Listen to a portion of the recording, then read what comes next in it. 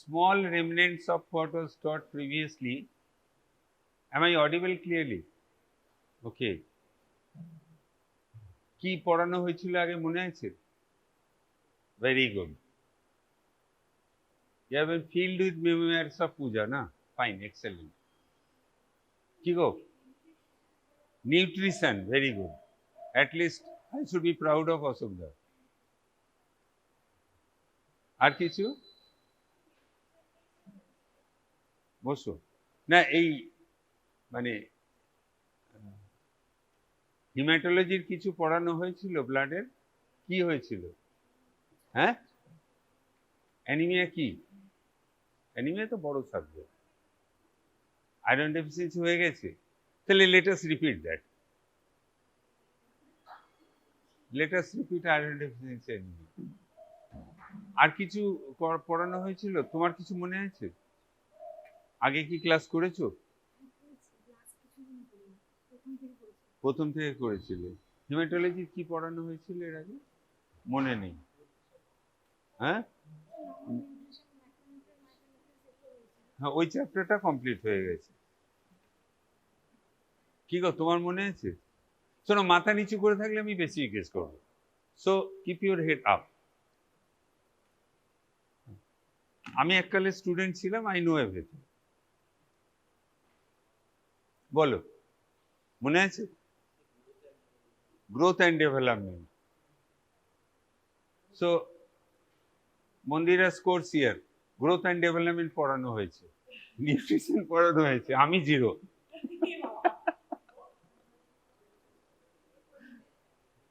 So our first class was approach to anemia and second was how to interpret CBC, complete blood count.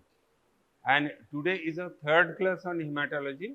We'll just try to elucidate few points which will be required for you in your practical life, in your clinics day to day, throughout your rest of your life, and for your short term gain is your passing exam. There also it will be needed. Okay. So it is a management of nutritional anemia. First thing is, yeah, boss.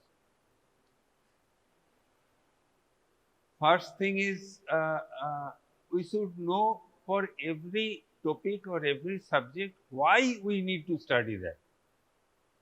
What's the requirement of studying? Is it for studying only, or we'll need it in our life, or is the problem is very severe enough so that we need to rectify that or need to study that? So that's the basic aim. So what is that? You see, this is one data of 1618, and you know NFHS National Family Health Survey 2021 has also been published. Their scenario is pretty grave. Here it is showing only 41% up to say 25 to 40% of children they are suffering from anemia. This NFHS 21, it says that 60% of the adolescents and 50% of the younger children they are suffering from anemia. So more than half of our pediatric population are suffering from anemia. That is one side. Now anemia may be of varied reasons. কি কি হতে পারে? সবচেয়ে common হচ্ছে nutritional anaemia, তাই তো?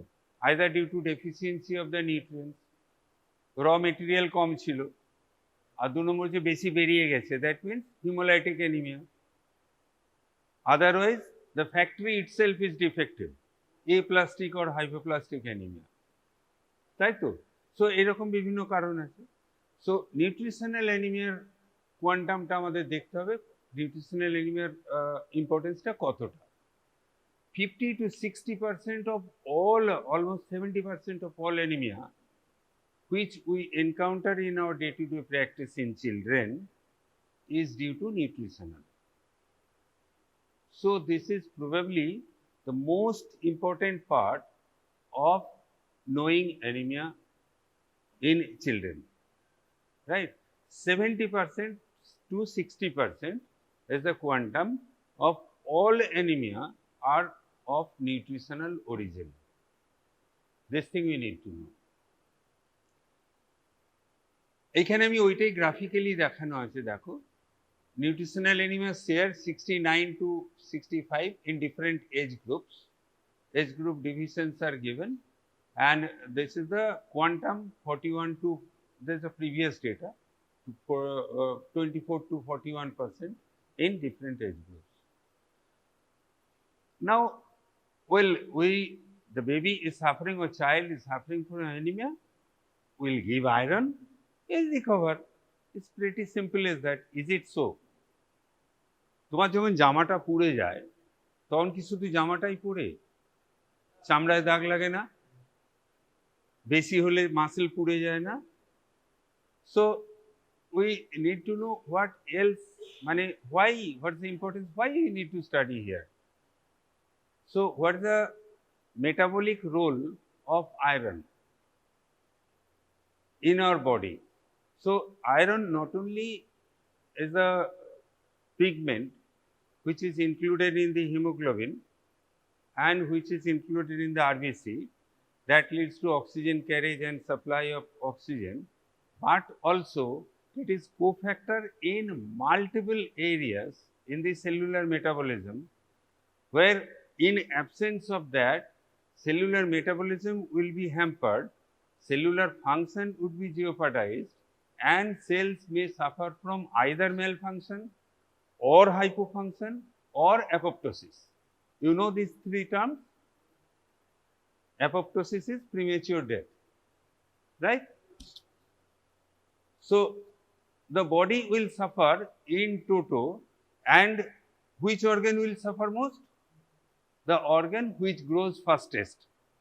But the fastest growing organ in our pediatric population is the brain, particularly in the antenatal period. So that's why maternal anemia is a very severe consequence for fetal development and neonatal outcome, right? So hematological micronutrients not only results in anemia, impairment of cognitive function, central nervous system function. And very important is, you know, there are many organs which grows, there are some organs which do not grow. Like if we just cut this finger, would it grow it out? No. So similarly, brain cell, once damaged is always damaged. Now few studies are coming up which show that in the laboratory basis, at a research level, nerve can be regenerated, brain cell can be, it is growing, but for clinical purpose, in our, when we consider our clinics, it is irreversible. Once damaged is always damaged. So that's why it is an irreversible event. So what will lead to? Lead to problem in all spheres, personal sphere, family, society, country, all will be affected due to anemia. So this thing you know, কি বলেছিলাম, for the cut off point of anemia, সরিয়ে দিলাম, দেখে দেখে বলতে দেবো না, দেখি কারোর মনে আছে কিনা। If anybody can recollect the hemoglobin level below which we call it anemia as per WHO criteria? 10. He is saying 10. Anybody, any other idea? In case of male, it is 13.5. In case of female. So a 6-year girl, would it be male or female? Female. And 30-year lady, so level would be same. Is it so? What do you feel? It would be different. Anybody, any other idea? Sir, আমার একটা বদ অভ্যাস আছে, পিছনে থাকলে বেশি প্রশ্ন করে ফেলি, যত সামনে আসবে কম প্রশ্ন করব। বলো। হ্যাঁ, বিলো 10। তারপরের জন 10। So in our democratic country, obviously consensus has to be taken and it has to be 10. But probably these fools in the WHO sitting there, they have made something else. and this thing was discussed in last class, and this is the level you need to remember throughout your life till date unless the data is rectified. এমন বার দেব না। So I told you the mnemonic like 11, 12, 13, 12, 11 and you forgot everything. Up to 6 years, 6 months to 6 years it is 11, 6 to 14 year 12, then adult male it is 13, again come back, adult I mean non-pregnant female it is 12 and pregnancy because of hemodilution it becomes 11 again. So this below this we call it anemia. Now you have to grade it. Oh, how to grade it? So mild anemia is up to 10. That means suppose a 30-year non-pregnant lady coming with hemoglobin 11, what would be? Would it be anemic or not? So between 12 to 10 it is mild anemia. Huh? So below the cutoff point up to 10 for that age group is mild anemia. Huh? And between 7 to 10 it is called moderate. This is as per hemoglobin. There are other classifications as well. And severe is 7 to 5 and below 5 it is called severe anemia, right? Now how to classify nutritional anemia? We are trying to simplify everything. You need to know only two criteria for your purpose. One is the MCV and another is the RDW-CV. Because of the importance of RDW-CV, we have asked these pathology people in our college and they have included that in the CBC report. So they are now giving RDW-CV in every report, right? So you know this iron deficiency anemia leads to microcytosis because of less nutrient. They cannot give, so একই খাবার যদি 4টে ছেলে জায়গায় 8টা ছেলেকে ভাগ করে দিতে হয় কমে যাবে, ভাগে কমে যাবে। So it will lead to microcytosis. So microcytic anemia, I mean low MCV would be maybe nutritional, but all nutritional anemia, all I tell you, all nutritional anemia would have high RDW. তার মানে if it is low MCV and low RDW, it is not nutritional. It may be other causes of microcytosis. Then you think about other causes of microcytosis, right? Similarly, you know B12 and folate deficiency causes macrocytic anemia. So if the MCV is high and RDW is high, what it is? It is B12 folate deficiency anemia, right? So it is very simple. সেইটাই এখানে দেখানো হচ্ছে low MCV, go for RDW. If RDW is wide, it's iron studies because it may be an iron deficiency anemia. Otherwise, you go for HPLC to rule out other causes. And the second one is MCV is high. Again, if the RDW is high, it is megaloblastic anemia. In megaloblastic anemia, we need to know whether what the classification of megaloblastic anemia. Can anybody tell me? How megaloblastic anemia is classified clinically? With bone marrow megaloblastosis, without bone marrow megaloblastosis. That's why B12 and folate deficiency anemia is called true megaloblastic anemia because they have got peripheral as well as bone marrow megaloblastic or macrocytic picture. Whereas aplastic anemia or dysplastic anemias, they have got peripheral macrocytic picture, but bone marrow is not showing that. So this is one thing we need to know. Newborn has got storage of iron about 0.5 gram and adult লেখা আছে, লিখে দেখে দেখে বলো। This is 5 gram, তাহলে deficit কত? 4.5 গ্রাম। তাহলে এটা পূরণ করতে হবে কখন? টিল অ্যাডাল্টহুড, তার মানে 15-16 বছরে। So you divide that by 15 years, then divide by 365, it will come to roughly about 0.8. So, that is the amount of elemental iron required per day, and because you know around 8 to 10% of iron is only absorbed. So, you multiply that by 10 to 15, a factor of 10 to 15, it will come to 10 to 15 milligram per day of elemental iron requirement per day. So, that is why how requirement is settled. Now, etiology I won't go into detail because we are in this class we are dealing with a nutritional anemia, but still few glimpses. Low birth weight obviously because of more requirement, because you know even in term babies that is more accentuated in preterm or low birth weight babies. Initial hemoglobin level because of this erythropoietin gradually falls. It comes to a nadir around 3 months and then goes back again like this, like a tick sign, right. So, this part is called physiological anemia of infancy. So, that is more aggravated in preterm or low birth weight babies.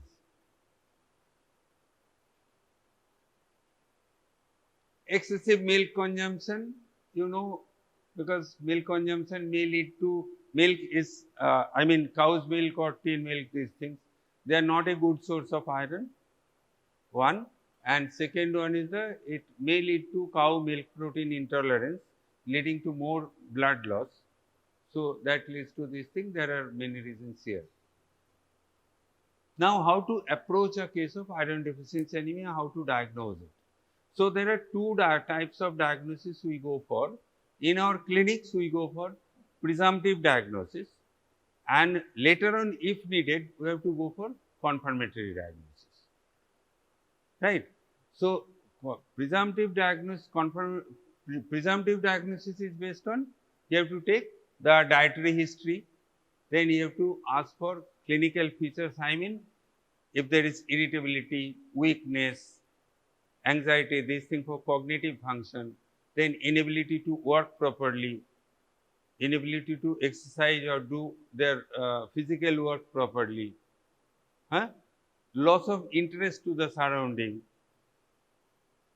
breathing difficulty, all these comes as a clinical picture in the symptom. In the sign you see for paleness, I will show you in the clinical class, that is actually in the demo class, that is why I have not put that stress upon here. So, then you go for peripheral blood picture. In the peripheral blood picture, you remember this triad, next part, MCV, MCH, MCHC and RDW. Of this MCV and RDW is more important as of now, because previously it was thought that MCHC is more sensitive. Now it is found it is not that much sensitive as these two are. So, as I showed in the classification, MCV and RDW, this thing you have to search for. And now, how to confirm in the clinical setting? We are talking of clinics only. In the clinical setting, confirmation is mostly done, particularly in our country. If you get a presumptive diagnosis of iron deficiency anemia, based on these, you give iron, reassess the response. If the patient is responding, there is no need of laboratory confirmation. If the patient is not responding, then the question comes of laboratory confirmation. So, when alternative diagnosis cannot be excluded or failure to respond, that is the indication for further laboratory investigation. Otherwise, other than basic CBC history and clinical examination, you do not need anything. So, what are the investigations we need to do if we need to do? First investigation, and probably only investigation you need to do, is ferritin. Level is below 12 microgram in less than 5 years and below 15 microgram in more than 5 years in absence of infection, because ferritin is an acute phase reactant. That is why you need to remember that it indicates iron deficiency anemia, right. And it is a very reliable indicator of body iron store, and it is the earliest marker. It is the earliest marker. Now, further investigation do we need? Yes, sometimes we need. When ferritin report and previous all these reports are not corroborative. Only then you need to go for these studies, iron studies. Otherwise, iron studies are not needed. And these things, serum iron, TIBC, and you know all, you have all studied this, the transparent saturation, but only iron is not an investigation of iron deficiency anemia. Don't go for only serum iron level. That is like just getting an ASO titer and diagnosing rheumatic fever. Don't do that. So, if other investigations are required, like when this ferritin is equivocal, then you go for the serum iron studies. Further recent investigations, you need to know the names only, don't go into the detail for your undergraduate teaching. It is the reticulocyte hemoglobin content or reticulocyte hemoglobin equivalent, because reticulocyte is the earliest precursor of RBC. So, if RBC has to be pale, reticulocyte has to be pale, you can catch up that earlier than the mature RBC. So, it is an earlier diagnostic modality, right. Soluble transferrin receptors like that, but they are not routinely. Now, how to treat it? তোমাকে যদি বলি যে তোমাকে একটা red T-shirt, তোমাকে একটা ইনজেকশনও আছে আর মুখে খাওয়ার ওষুধও আছে, তুমি কোনটা খাবে? কোনটা নেবে? ইনজেকশন নিলে ভালো হয় না? হ্যাঁ, কোনটা নেবে? নেবে। তুমি কি করবে? তুমিও তাই। আর এখানে কনসেনসাস হয়ে যাচ্ছে। তুমি? So all will go for oral. So when the oral mode is available, and if you feel that it is almost equally effective, you will go for oral mode. So oral iron is the best and most accepted mode of therapy. You need to know what is the dose schedule and what is the formulation of iron we need to use and what is the duration, because our aim is to restore, first one is the correction of anemia, to restore hemoglobin level. Second is to restore the body iron stores. Body iron stores has to be restored for completion of therapy.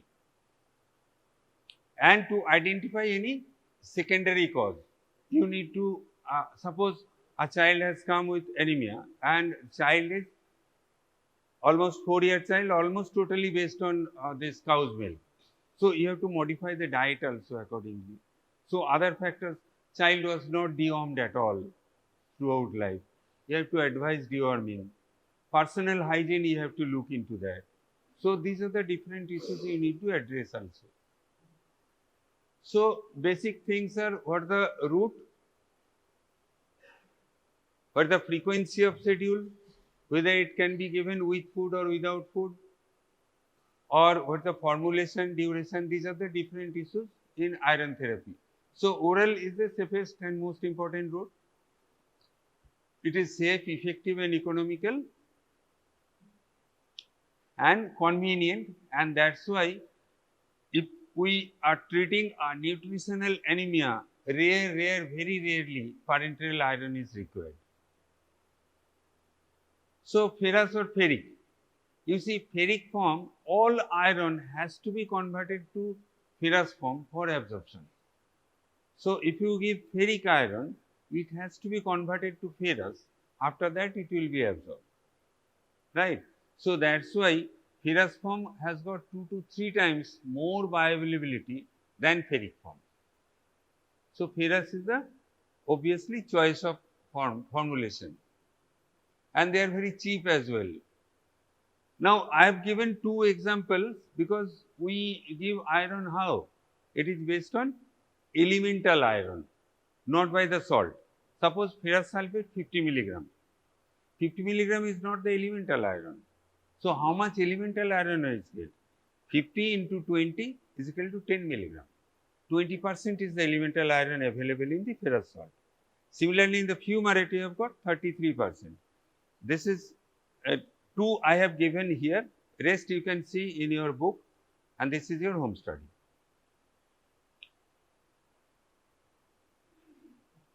So, amount of elemental iron has to be taken into account. Now, what is the dose? There are two dose schedules currently on. Both are practiced. One is the high dose and second is the low dose. High dose is usually given in 3 to 6 milligram per kg and low dose is 2 to 3 milligram per kg. Recent different research papers are showing that even low dose is equally effective as high dose, but high dose produces more side effects like nausea, gastritis and these things and other. So, that is why presently people are more favoring to give low dose or 2 to 3 milligram per kg dose because of convenience, right. Now, whether you should you divide the dose in 2-3 dosage or give a single dose. Again, studies are showing that the single dose gives almost equivalent result as a divided dose schedule. So, that is why single dose is preferred, more so because it produces more compliance, because you are giving once only, you will remember that. You can administer that dose almost every day, but 2 to 3 times for 6 to 8 months, it is difficult. There will be drop in the administration, right. So, single dose is the preferred one. Again, whether give to empty stomach or in full stomach. You know, side effects like gastritis, nausea, these things, they are less with empty stomach or full stomach. Huh? They are less with full stomach. But absorption of iron is less in full stomach. Right? So, absorption is less on full stomach and your side effects are less in empty stomach. We have to make a, in between the two, we have to make a decision. So, what is said, usually you know what is the gastric emptying time, it is about 2 to 3 hours, is it? Am I right?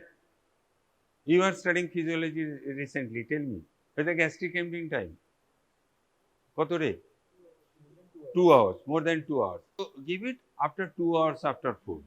So, one very convenient this schedule is that what all of us do practice is that just prepone the dinner, right. Then after 1 to 2 hours give the drug 1 hour at least and let the child sleep. So, that is the schedule given in Anemia Mukt Bharat program 2018, that is the National Anemia Control Program running currently. This program you have to study because it is in your curriculum.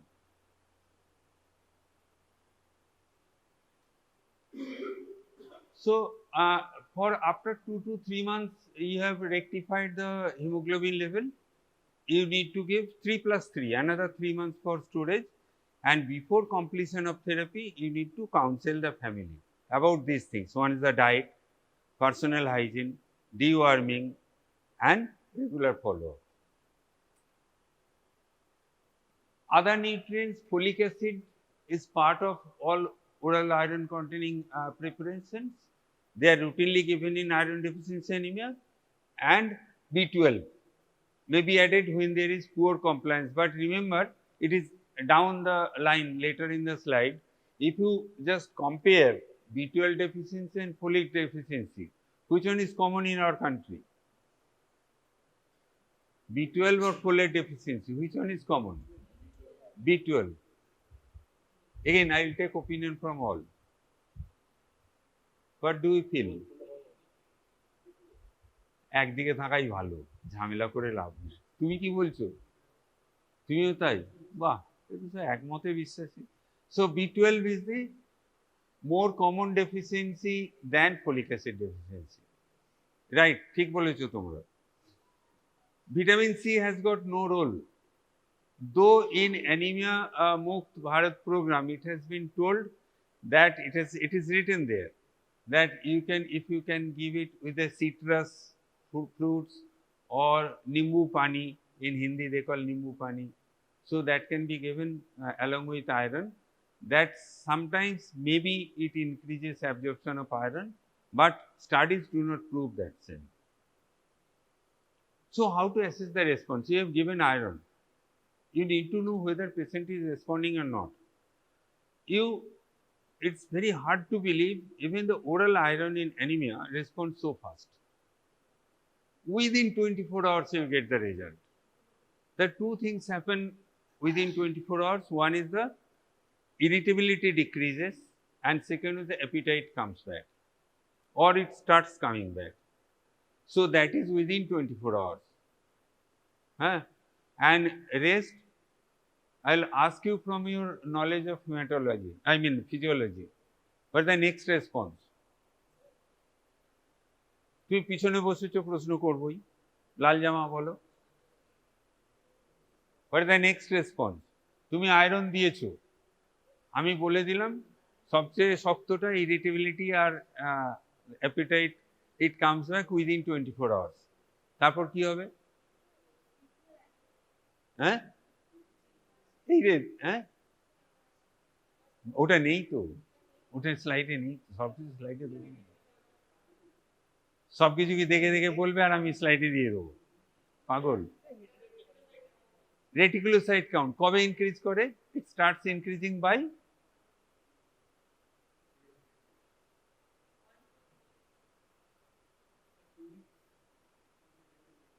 ঠিক, তাহলে মনে রাখবে 1 day, 1 week, 2 weeks. 1 day appetite and cognition, money irritability and these things they decrease. 1 week is the reticulocyte count and 2 weeks is the hemoglobin rise, right? So, that is a criteria for non-response, that will come later. So, when you call the patient for follow-up by day 7 in severe anemia, you call them early and by day 14 in this one. And rate of increase is more than 1 gram per deciliter. It has to be more than 1 gram per deciliter by day 14 and within 3 months it will rectify. I mean hemoglobin level will rectify, not the body stores. So, now when you call them non-responder, response করেনি, আমাকে আরো কিছু করতে হবে, কখন? So, level is 1 gram per deciliter. Again, in severe anemia, it is within 2 weeks, and in mild or moderate anemia, within 4 weeks. It has to rise. If it do not rise, then you stamp them as non-responder. Then you follow them up as non-responder. কি করবে? প্রথম দেখতে হবে ওষুধটা ঠিক খেয়েছিল তো, whether compliance was there. Second is whether the drug was absorbed properly. I mean patient is not suffering from any gastrointestinal disease like liver disease and other things, any malabsorption syndrome and these things. Deworming was, whether it was done, you have to ensure, and whether there is complete, continuous GI loss at the low level. So, any GI blood loss has to be inquired, and underlying systemic disease of chronic renal and hepatic disease. If all are not there, then you have to find out, are iron deficiency anemia chilo to? It may be other microcytic hypochromic as well, thalassaemic trait ও হতে পারে, তো সেক্ষেত্রেও বাড়বে না, তাহলে you have to find out other microcytic anemia, whether they are there, you have to investigate once again. যদি কিছুই না থাকে, সবই ঠিক আছে, এটা আয়রন ডেফিসিয়েন্সি অ্যানিমিয়া, কাজ হচ্ছে না, তখন কি করবে? সেটাকে বলা হয় iron resistant, iron refractory iron deficiency anemia, IRRDA, common disease, it's a rare disease. Iron refractory iron deficiency anemia, it's an autosomal recessive disorder. It's due to hepcidin defect. That's it. Learn later on if needed. So, there iron is not absorbed even if you give iron, and it is not delivered to the circulation. That's why even if a patient is suffering from iron deficiency anemia, you are giving the dose appropriately in the proper formulation, but patient will not improve, right? So, in case of otherwise a nutritional anemia not responding to oral iron, so you need to give for parenteral iron. So, parenteral iron কখন দেবে? only few rare occasions only. When there is intolerance to oral iron, patient is not able to tolerate oral iron at all. Second is, as a preoperative patient slated to be operated after 3 weeks, you have to increase iron hemoglobin level quickly, but oral iron will not deliver that result because hemoglobin is 6 gram per deciliter. So then you give parenteral iron. Next option is blood transfusion, but we try to avoid that. Third is in some cases of blood loss, if the blood loss is more out of proportion to the degree of oral iron's capacity to recover.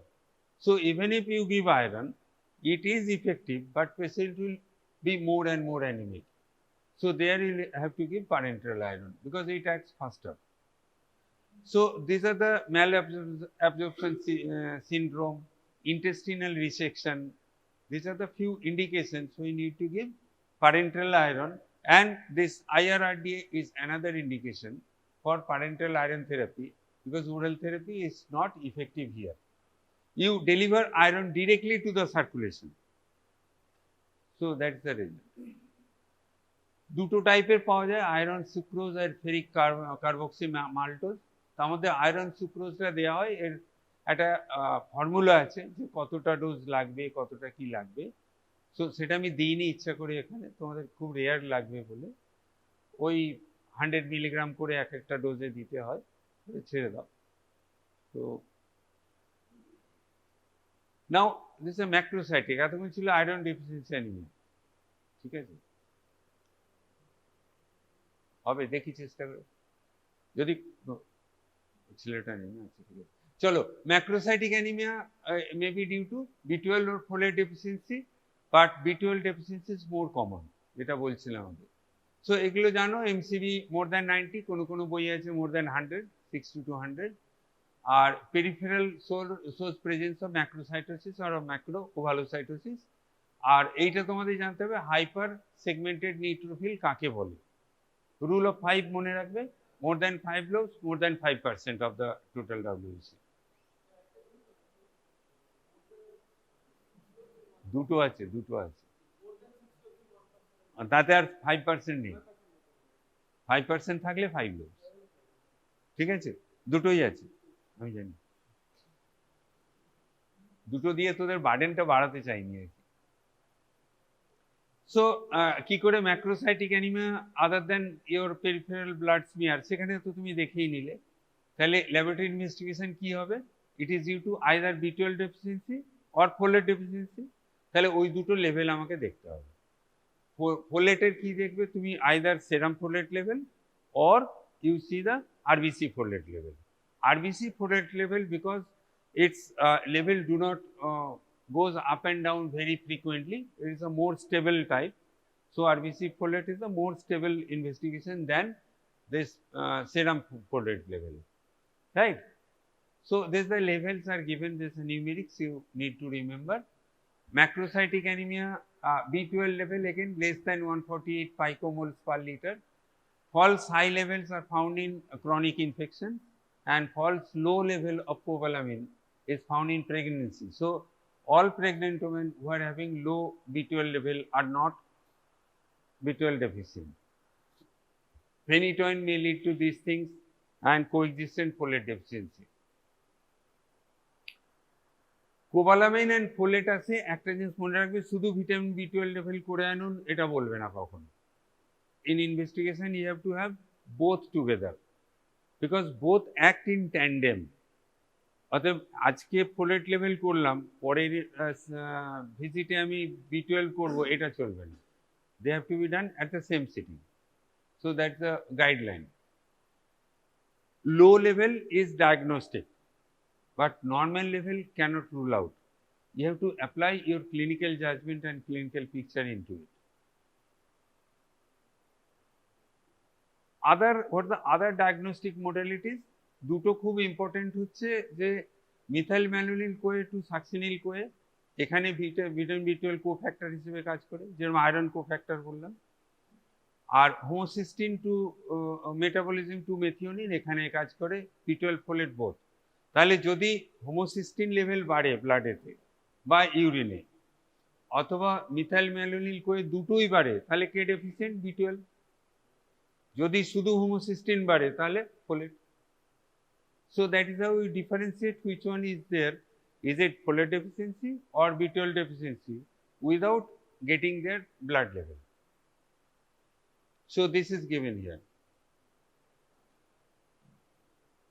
Bone marrow examination is not very effective unless you try to rule out other diagnostic modalities or the clinical picture is atypical.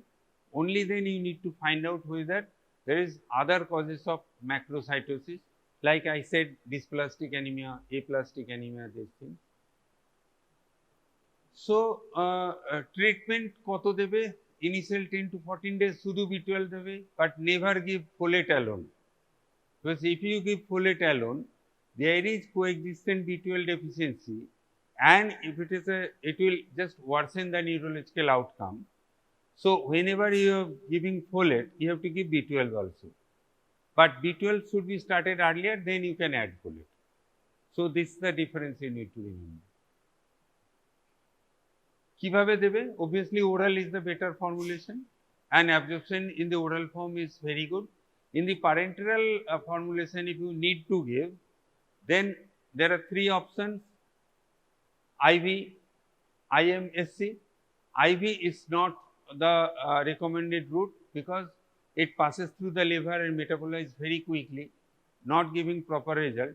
So IM or deep SC is the proper and intranasal and routes are not has been studied that much, they are not recommended in children. So oral is the best method.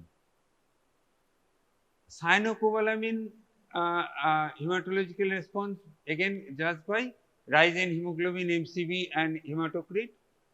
And in our country, as B12 deficiency is mostly nutritional, যেটা বললাম, তাহলে oral formulation is the better one. And particularly কখন parenteral লাগবে, actually you need to know these two conditions. One is if there is neurological symptoms in B12 deficiency or there is pancytopenia. Otherwise, in all cases you give oral formulation, it will be effective. There is a schedule given. B12 is better absorbed in the fasting state. In the infant 500 microgram and 1000 microgram in older children. And parenteral iron, this is a schedule given, you can get it from the book and just try to remember something. Just only thing you remember that when you are giving long term B12 therapy, the dose preferably it is oral. If oral cannot be given, then parenteral, and it is 1000 microgram monthly. This is one glimpse because in infants, if you remember that CBC part, in infants physiologically and normally blood picture is macrocytic, right? So if an infant, I mean newborn particularly, if you get a macrocytic picture, don't jump to the diagnosis of macrocytic anemia. You go for mother's blood test. If the mother's blood picture also shows macrocytosis, then give this B12 to the newborn, right? You corroborate with the maternal picture. So how long? For hematological response, you should give 3 months and at least 6 months for neurological, and for pernicious anemia or other causes, you have to give longer time, lifelong. Choice of B12, if it is synthetic or this natural, I mean methylcobalamin or cyanocobalamin, obviously it has to be converted to methylcobalamin, and now most of the preparations they are found in the market, they are methylcobalamin. So you go for methylcobalamin, not cyanocobalamin, which we study in our books. Folic acid, again treatment is 1 to 5 milligram per daily for again 3 to 4 months. If B12, vitamin B12, even if found normal, this is an important one you need to remember. Suppose we are treating a folate deficiency, B12 level is normal, still we should give B12 in a lower dose, right? You need to give B12 in a lower dose. কিভাবে response এখানে দেখবো, যেরকম iron ডেফিসিয়েন্সিতে response দেখেছি। So you go for clinical wellbeing, ওখানেও যেরকম বলেছিলাম যে ইরিটেবিলিটি, দেন এগুলো অ্যাপিটাইট, এগুলো ফিরে আসবে। Then you go for CBC and just make a visit after 7 days to see whether patient has responded. On day 7, what response you will get? There will be increase in appetite and decrease in anxiety. Day 7 এ তো hemoglobin বাড়বে না। You may get a higher reti count in iron deficiency anemia because of bone marrow response.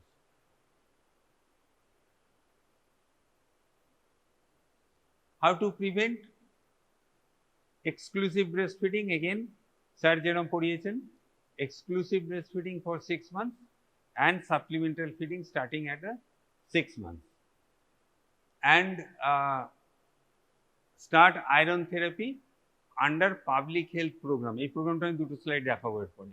Under public health program, iron supplementation across the age groups is recommended. এখন আর শুধু pediatrics নেই, actually anemia mukt bharat program e deya ache all the age groups has to be supplemented, pediatric to geriatric. Particularly high risk groups should be taken into account more seriously.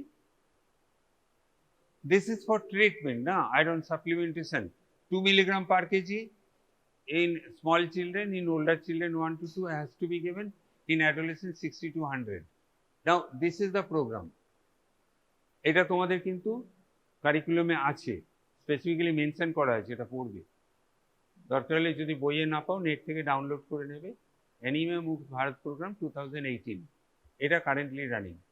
কারণ 1970s যেটা আমাদের করা হয়েছিল national anaemia control programme, সেটা replace করেছে এটা।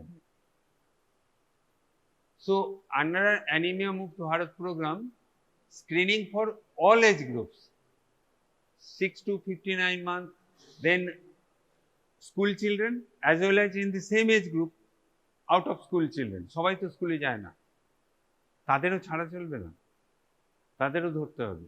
দরকার বাড়িতে যে তাদের এখন হিমোগ্লোবিনোমিটার দিয়ে দিয়েছে, যে টেস্ট করে দেখে নেবে কত হিমোগ্লোবিন আছে, right? And daily therapy is usually not recommended except for 2 age groups in adults. Their daily therapy is given in Anemia Mukt Bharat program. Otherwise, for the earliest age group, it is bi-weekly, means twice a week, and rest are weekly.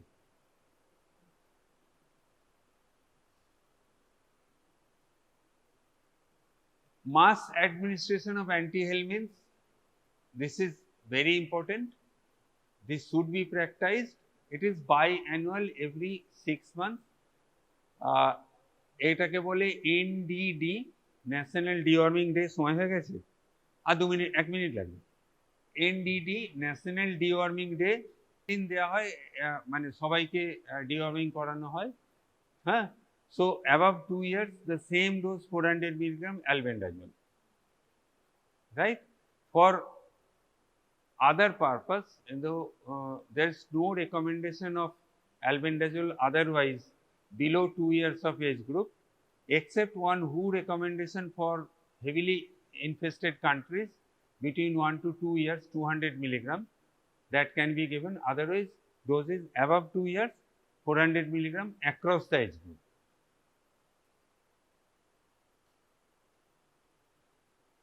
So nutritional anemia is of serious concern, 30 to 50% or maybe more. Implications are beyond anemia. Anemia is not only anemia. This is the thing we need to remember. There are many other things happening in anemic patients which are jeopardizing their life. And early diagnosis is crucial, obviously. Prolonged therapy, at least 6 months, and preventive strategies in national program, Anemia Mukt Bharat program. So, any question from anybody? কেউ কিছু বলবে? কিন্তু কাল মনে থাকবে তো? This is very important. এটা ঠিক আছে? এটা কিন্তু পড়ে নেবে, হ্যাঁ, এটা তোমাদের শর্ট নোট পরীক্ষাতেও আসতে পারে এখন যে অবস্থা আছে। দেখে যাও, একে একে একটু একটু করে ব্যাক করে দিচ্ছি, যদি কিছু বলার থাকে বলবে। Folic acid 1 to 5 milligram 3 to 4 months, B12 methyl cobalamin, hematological response 3 months, neurological response 6 months, monitor serum potassium level, there is chance of hypokalemia. For infants, need to corroborate with the mother's blood as well in case of macrocytic anemia. B12 better given in the fasting state, both iron and B12 better given in the fasting state. Routes, oral is the preferred route.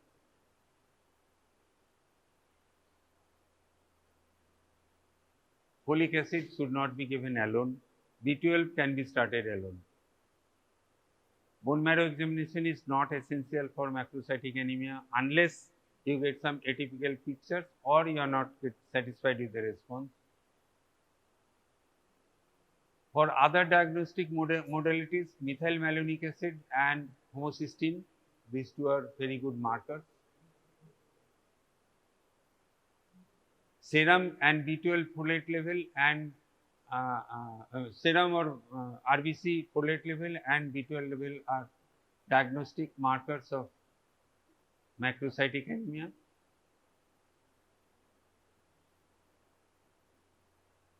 This is a peripheral blood picture of macrocytic anemia. You remember hypersegmented neutrophil definition. More than 5 lows, more than 5% of neutrophils. B12 is a more commoner version of anemia than folate. This is a parenteral iron rarely required. Non-response at the end of 2 weeks and at the end of 4 weeks. 1 milligram per deciliter. How to assess whether other things are required in iron deficiency anemia other than iron? Folic acid and B12 are needed, but rest are not essential. Other than giving iron, you need to assess and need to teach the parents, I mean family, about diet, family hygiene, personal hygiene and deworming. These are very important. Dose schedule, I told about high dose and low dose, 2 to 3 and 3 to 6. This is the iron content of different age because iron dose is calculated by elemental iron, not by salt. Ferrous or ferric, obviously ferrous, as you have studied. Oral is the route of choice for everywhere. This thing you know. These are very rarely required, but for advanced studies, you may need to know the names only. Originates from fertilization. So originates from fertilization, ovum and sperm. When it is fertilized, then it becomes pregnancy, and of course there is conception. But as there is no fetus, no placenta, so it is molar. Molar means mass. So mass is molar. That is why it is called molar pregnancy. And this can be discussed under the following headings: its pathology, presentation, what are the investigations needed, what are the other diagnoses you have to think of when you face a molar pregnancy, and what treatment is necessary, and follow-up. Usually after treatment, follow-up is not needed in most of the cases, but this is the area where we need to follow up. We cannot let the patient go home. Even at home, we have to follow the pregnancy for few months to few years. Why we are coming one after another? Now, how it looks like? No, this is the picture. Morphologically or macroscopically, this type of specimen will be given on the pathology, on the practical examination table. If we can collect this sample. So it will be given in the practical examination table, molar pregnancy. So this like the grapes, bunch of grapes. So that's why it is called molar pregnancy.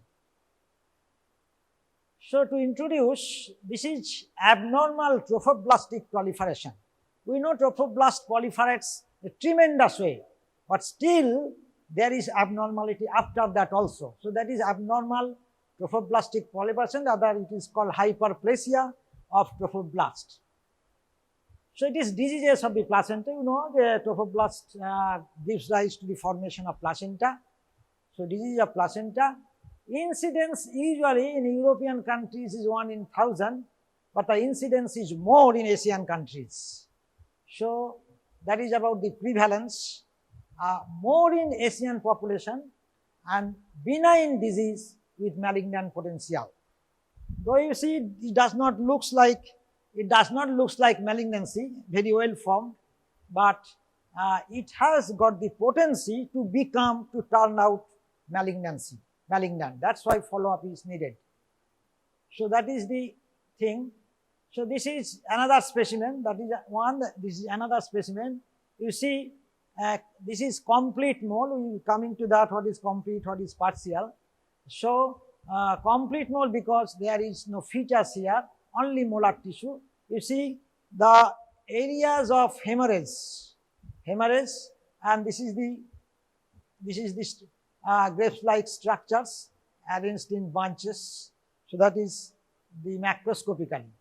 So if you describe it, vesicles of varying sizes arranged in clusters, areas of hemorrhages, and fetal elements, if it is found, it will be called partial mole. So not the complete mole. So what is the difference between partial and complete? We are coming later on. Theca lutein cysts can be found because you know HCG is the structurally similar to LH. So LH can stimulate the ovary to form the theca lutein cyst. Lutein cyst, corpus luteum cyst, you know by this time, that is due to LH, and high HCG release from trophoblast. So this is the macroscopy, high HCG release from the trophoblast. That is the feature of the trophoblast.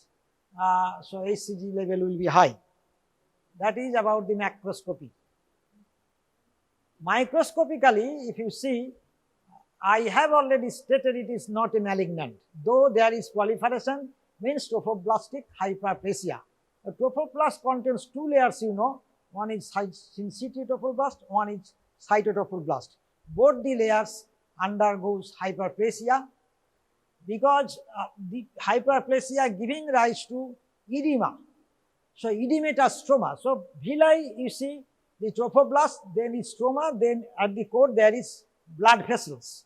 So stroma becomes edematous, and thus accumulation of fluid gives rise to vesicle formation. And vessels, core vessels undergo degeneration because the abnormalities is there at conception that we are coming later on. That's why vascular degeneration, vessels of the villi does not develop, but villus structure is maintained. That is the feature of benign nature. That is, if it is malignant, villus structure will not be, only seat of cells will be there, but as the villus structure, villus form is maintained, so it is not malignant, it is benign, and cellular ATP are not found. So these are the features in favor of benign disease disorder, not the malignancy. Then you come, this is how it looks like. You see, this is the trophoblastic proliferation, this is villus edema, and no blood vessels at the core. So this is the cross section of villi or microscopy. Then you come to pathogenesis. So why the pregnancy after fertilization gives rise to such things, not the fetus, not the placenta. So fertilization by sperm, we know, that is haploid chromosome 23X. 23X we are telling because the complete mole, this is the usual karyotyping, 46XX. So if it is 23Y, it will be XY like that. That's why 23X, if the egg is fertilized by 23X, then this 23X, that is because it is paternal origin sperm, so this undergoes duplication. Duplication of paternal chromosome, that gives rise to 46XX. And because of this it happens because inactivation of maternal chromosome. So that ovum possibly either chromosome was not there or chromosome was inactive. That's why the 23X undergoes duplication, giving rise to 46XX. So this process in embryology possibly you know is called androgenesis.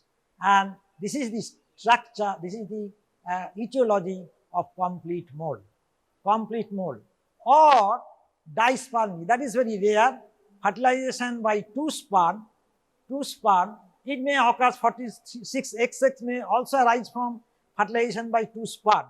That without duplication, that may also happen.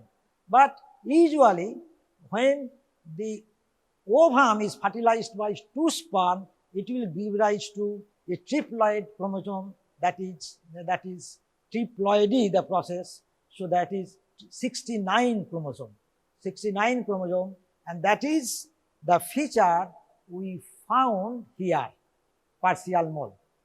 So if it is two sperm fertilized egg, either 23X or 23X and 23Y, the feature chromosomal setup will be like this, and this is called triploidy, and this is partial mole. That is not complete mole. Partial mole, you see, because of this triploid chromosome, and this is more benign than the complete mole. This is more benign than the complete mole. So how much malignancy can arise that we are coming? Both maternal and paternal chromosome, triploid, so that 46XX only because of androgenesis, it contains only paternal chromosome. But here it is both maternal and paternal chromosome, and that maternal chromosome, if found, then staining with P57, that is immunostaining, will be positive. So that is the expression of the maternal gene.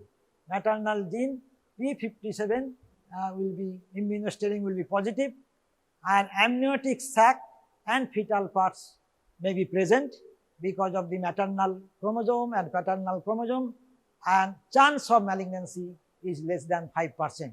That is how the partial mole develops.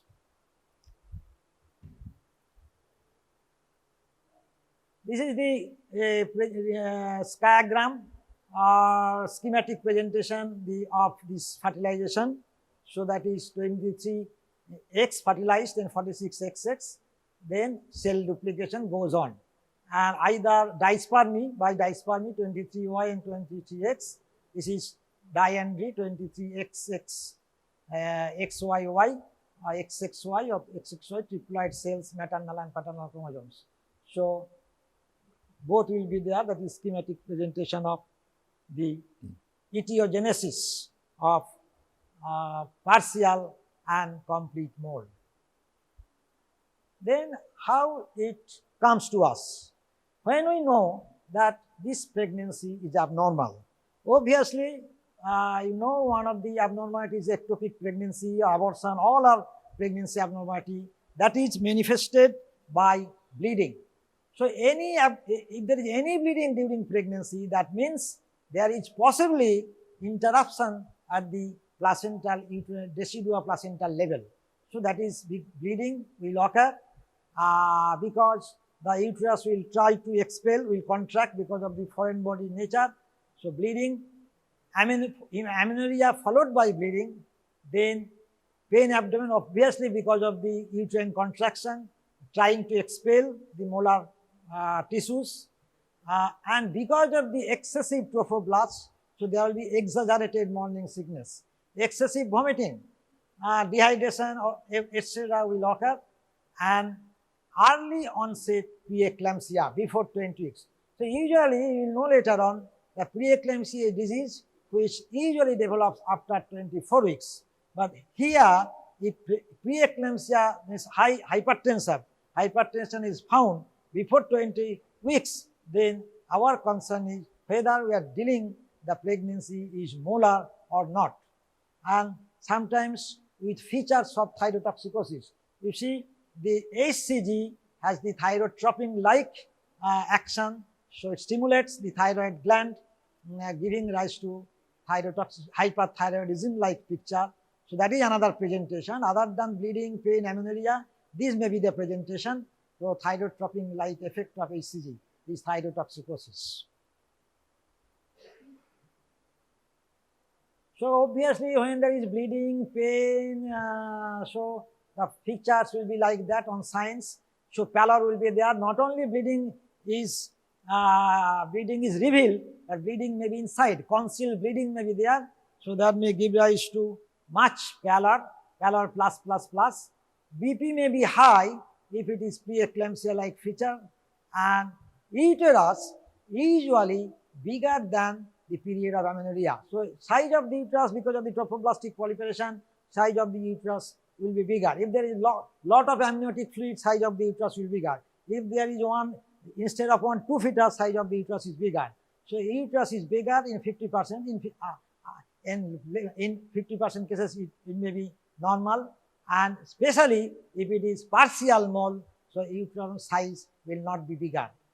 Doughy fill or boggy fill. So this is bag of grapes like that. So because no liquor, no features, so classical feature will not be there, or pregnancy will be there. So doughy fill, no fetal heart sound and fetal parts. So fetal heart sound and fetal parts by Doppler you cannot pick up, and fetal parts by palpation you cannot feel the fetal parts. If the size is like 20 weeks or like that, so still that fetal parts you cannot feel. So, and expulsion of vesicular mass. If the patient gives the history, or if you find per vaginal examination and within the blood there is some vesicular structures present, like cystic structure present, then that is diagnostic of molar pregnancy. That is diagnostic of molar pregnancy. So with this picture, so what investigations? Pain, bleeding, and so obviously our ultrasonography is just investigation, our extension of our clinical hands and eyes. So USD, it will look like snowstorm appearance. That means echogenic mass with anechoic areas because of the cysts, anechoic areas, and no fetus, no amniotic sac. So that means this is in favor of molar pregnancies. So you cannot find like that as you find macroscopically the cyst-like picture, but this is the sonographic appearance. We'll show the sonographic picture. Excessive vascularity of the uterus on Doppler. So if you put the Doppler, the uterus will be much vascular, and mass is lacking of vascularity. But the uterus is much vascular, but within the mass, within these echogenic areas, we will find no vascularity. So that means it goes the diagnostic of complete mole. So ultrasonography is a very much important investigation, and in partial mole, if it is fetal parts is found along with that, that is diagnosis will be partial mole, and if molar tissue penetrates the myometrium, then the diagnosis is invasive mole. And this is invasive mole is because it has got the penetrating power. So it is not, though it is called mole, but it is locally malignant. It is rarely metastasized, but it is locally malignant. So partial mole, complete mole, or are benign, but has the potency to undergo malignancy later on. But invasive mole is because it has already penetrates, so it is malignant in nature.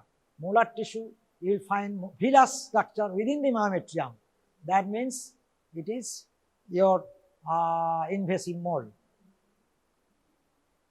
This is the picture, ultrasonography picture. This is the echogenic mass, and these are the cystic areas, cystic spaces.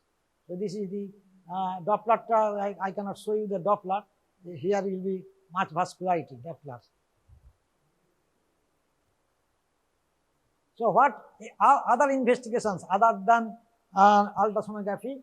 So beta SCG we know because of the trophoblastic proliferation, it will be very high at around 80,000 per ml or 1 lakh per ml, like that.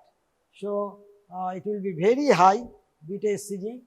Then serial estimation is needed during monitoring of the disease. So beta SCG is not only help in diagnosis because of the very high value, but serial estimation will be needed for monitoring of the disease, whether it is falling or not, whether it is rising. So accordingly, we will decide whether it is going to malignancy or it is if it is this decline, so it is going to subside.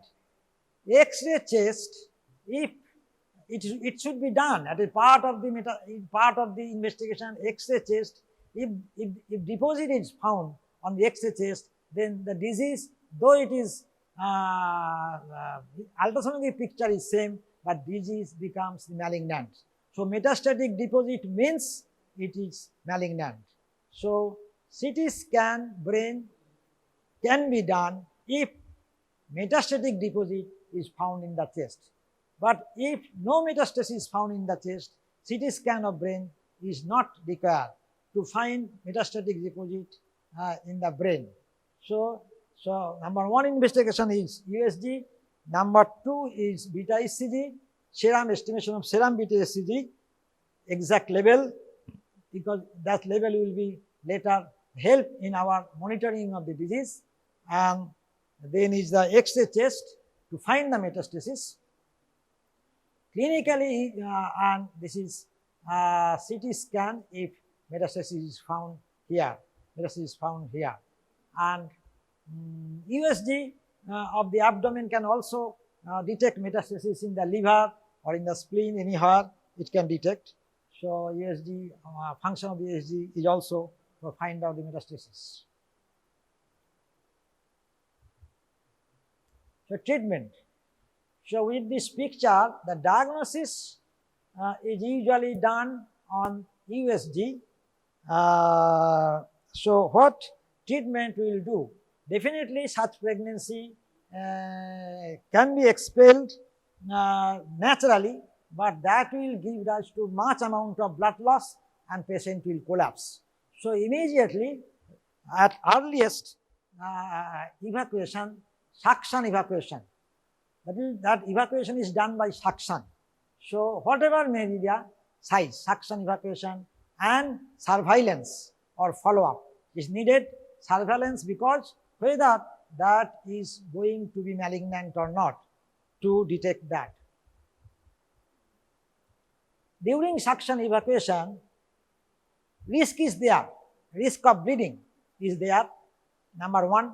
Number 2, during evacuation, during this thing, so that molar tissue may undergo metastasis, may enter the vein, and it may be lost in the other tissues like the lung, so giving rise to metastasis. So that risk is there, but that's why you do suction, not in other way, so that it comes downwards, irrespective, and that is to be done irrespective of the size of uterus. If it is 20 week size, if it is 10 week size, if it is 12 week size, if it is 30 week size, still the suction evacuation is the treatment. Obviously, much the size, more the chance of blood loss. So blood transfusion arrangement must be done. So blood transfusion arrangement must be done, and blood grouping and X-ray chest. So why blood grouping?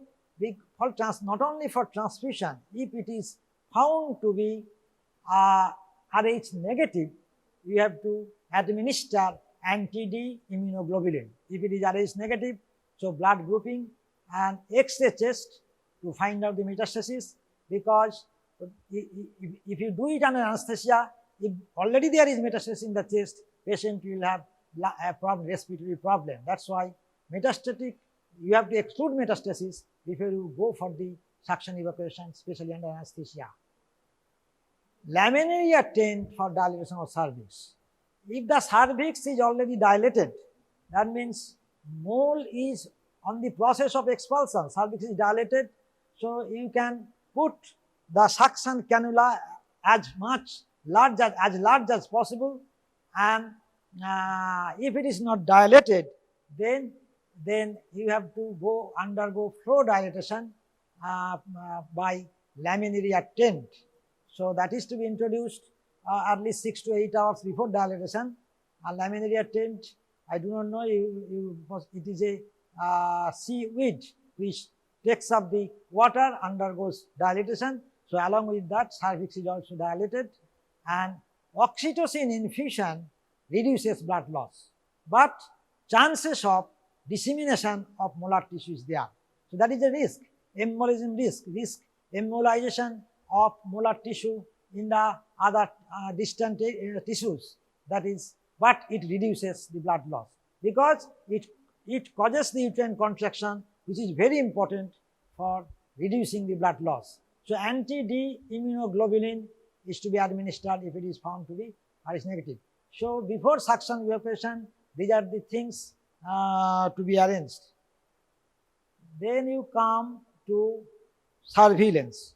So suction evacuation is not the end of the treatment. You have to follow up the patient, monitor the patient for a few months by the beta HCG. So beta HCG 1 to 2 week interval. So usually more than 10% fall will be there from one estimation to other estimation, but and usually by 6 months it must be normal. So by 6 months following evacuation it will be normal, and at each estimation it should fall by 10%. If it other than that, and except for metastasis, so each checkup, follow-up visit, so X-ray test is to be done, and of course if the beta HCG is elevated, ultrasonography should be done also at each checkup. Usually, so you are undergoing a beta HCG assessment 2 weekly, so all the follow-up examinations should be done at 2 weekly interval. So ultrasonography to detect remnants of the molar tissue. If you find remnants of the molar tissue, that is a question whether these tissues we should go for evacuation of the molar tissue, residual molar tissue, or we should give chemotherapy treatment for this molar tissue. So up till now the recommendation is you can go for evacuation of mole so that the chances of follow-up chemotherapy is less, and thecal lutein cyst. So that indicates excessive HCG activities, So all these things are in favor of persistent of the molar tissue. If it is not normal, if it is not falling, if there is thecal lutein cyst is persisting, and if it is metastasis, they are all in favor of not going normal.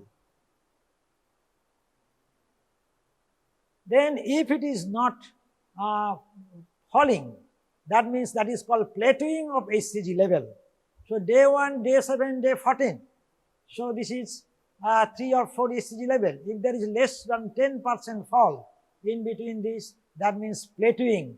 That is an indication for giving chemotherapy. What chemotherapy drugs will be given? We are coming to that later on. But chemotherapy is to be given, and or there is rise more than 10% on 2 occasions. So that is the indication for chemotherapy, or not normal after 6 months. So usually it should be undetectable or less than 5. So that is the normal HCG level, undetectable, not normal after 6 months. And in that case, if this HCG titer is not falling, it is normal or it is elevating, that means molar tissue activity is going on. So that is not normal, and in that case, the diagnosis will be changed. That will be called gestational trophoblastic neoplasia. So long we are considering, though it is a tumor, hyperplasia, it was benign. But when you consider it, a gestational trophoblastic neoplasia, it becomes malignant. So diagnosis is changed. After evacuation, if the HCG is not falling, HCG in this case is a marker of the trophoblastic tumor. HCG is a marker, tumor marker. You know lot of tumor markers later on. So HCG is the tumor marker of trophoblastic tumor. So diagnosis is changed. That means gestational trophoblastic neoplasia.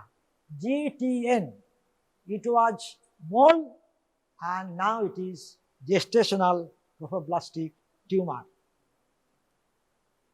So how is the prognosis of molar pregnancy? Usually, if by 6 months after evacuation it becomes normal, not after evacuation, after normal, so conception is allowed. Conception is allowed 6 months after HCG becomes normal. So till that you have to go for surveillance of HCG. Your oral contraceptive pill may be prescribed to avoid pregnancy, because if there is conception, again there will be rise of HCG. You will not be know whether it is malignant or from the pregnancy. So OCP may be prescribed. But during follow-up, if by chance the patient becomes pregnant, you can continue the pregnancy. Risk of recurrence is 0.9%. So in the previous, if the previous pregnancy is molar, next pregnancy, the risk of molar pregnancy is less than 1%. So it is risk of recurrence is 0.9%. Risk of choriocarcinoma, that means what we are talking about the malignancy, is 20%. In case of partial mole, I have mentioned it is 5%, but in case of complete mole, it is 20%.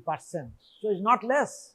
20% chance of malignancy means every 100 mole you will get 20 choriocarcinoma out of 100. So 80 will be normal, but this is 20%.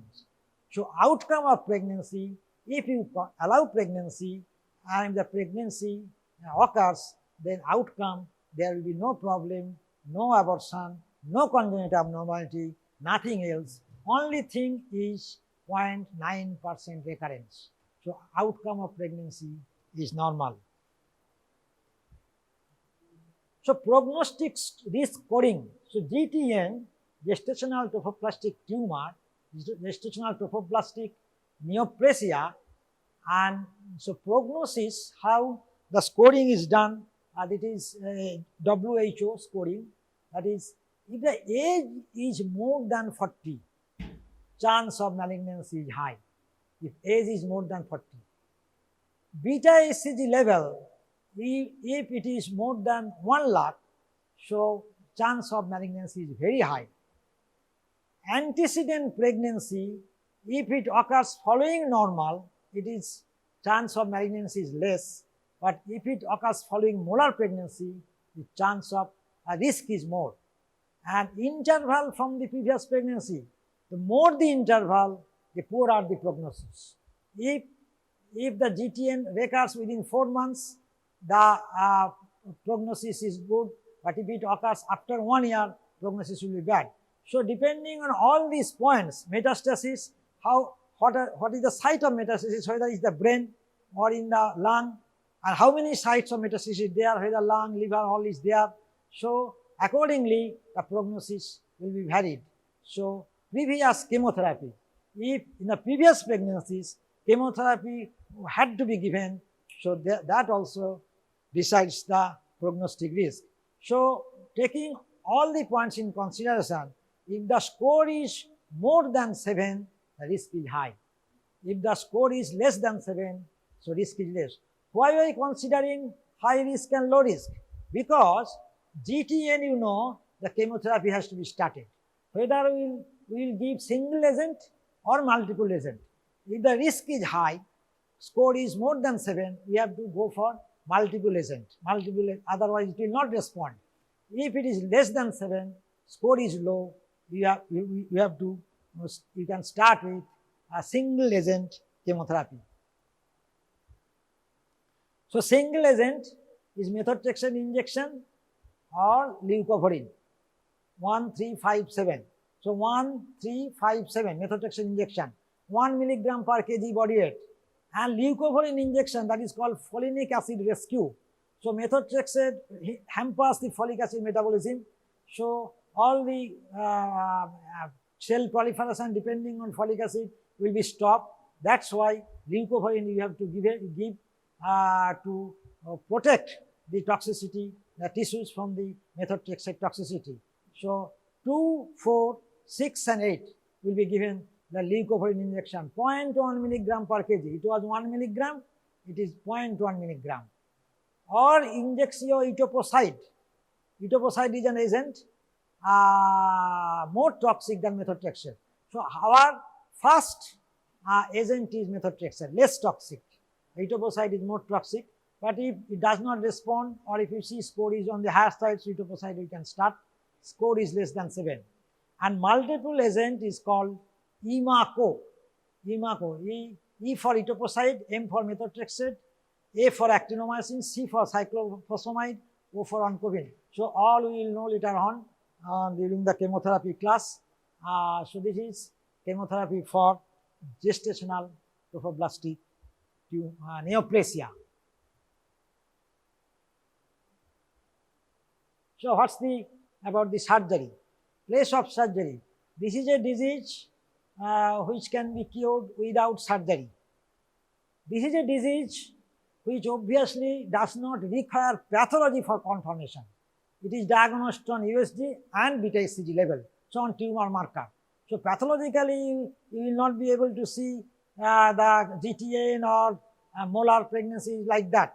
But you can start the treatment, even chemotherapy, without pathological confirmation, basis on the tumor marker and the ultrasonography. So hysterectomy can be done if it is more than 40 years. So because within the uterus, disease is within the uterus, so if you remove the uterus, the chances of recurrence will be less. But number one. Number two, if the bleeding, you cannot control bleeding following molar pregnancy evacuation or during your follow-up, that means it is going bad. So in that case, to control the bleeding, the hysterectomy is to be done.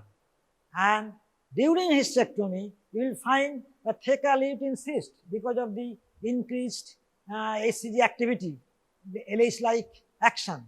So, but that cyst, that ovary does not require removal, because whenever the HCG will fall, because ovary is not at fault, it is the secondary changes because of the HCG, high HCG, so does not require removal of the theca lutein cyst.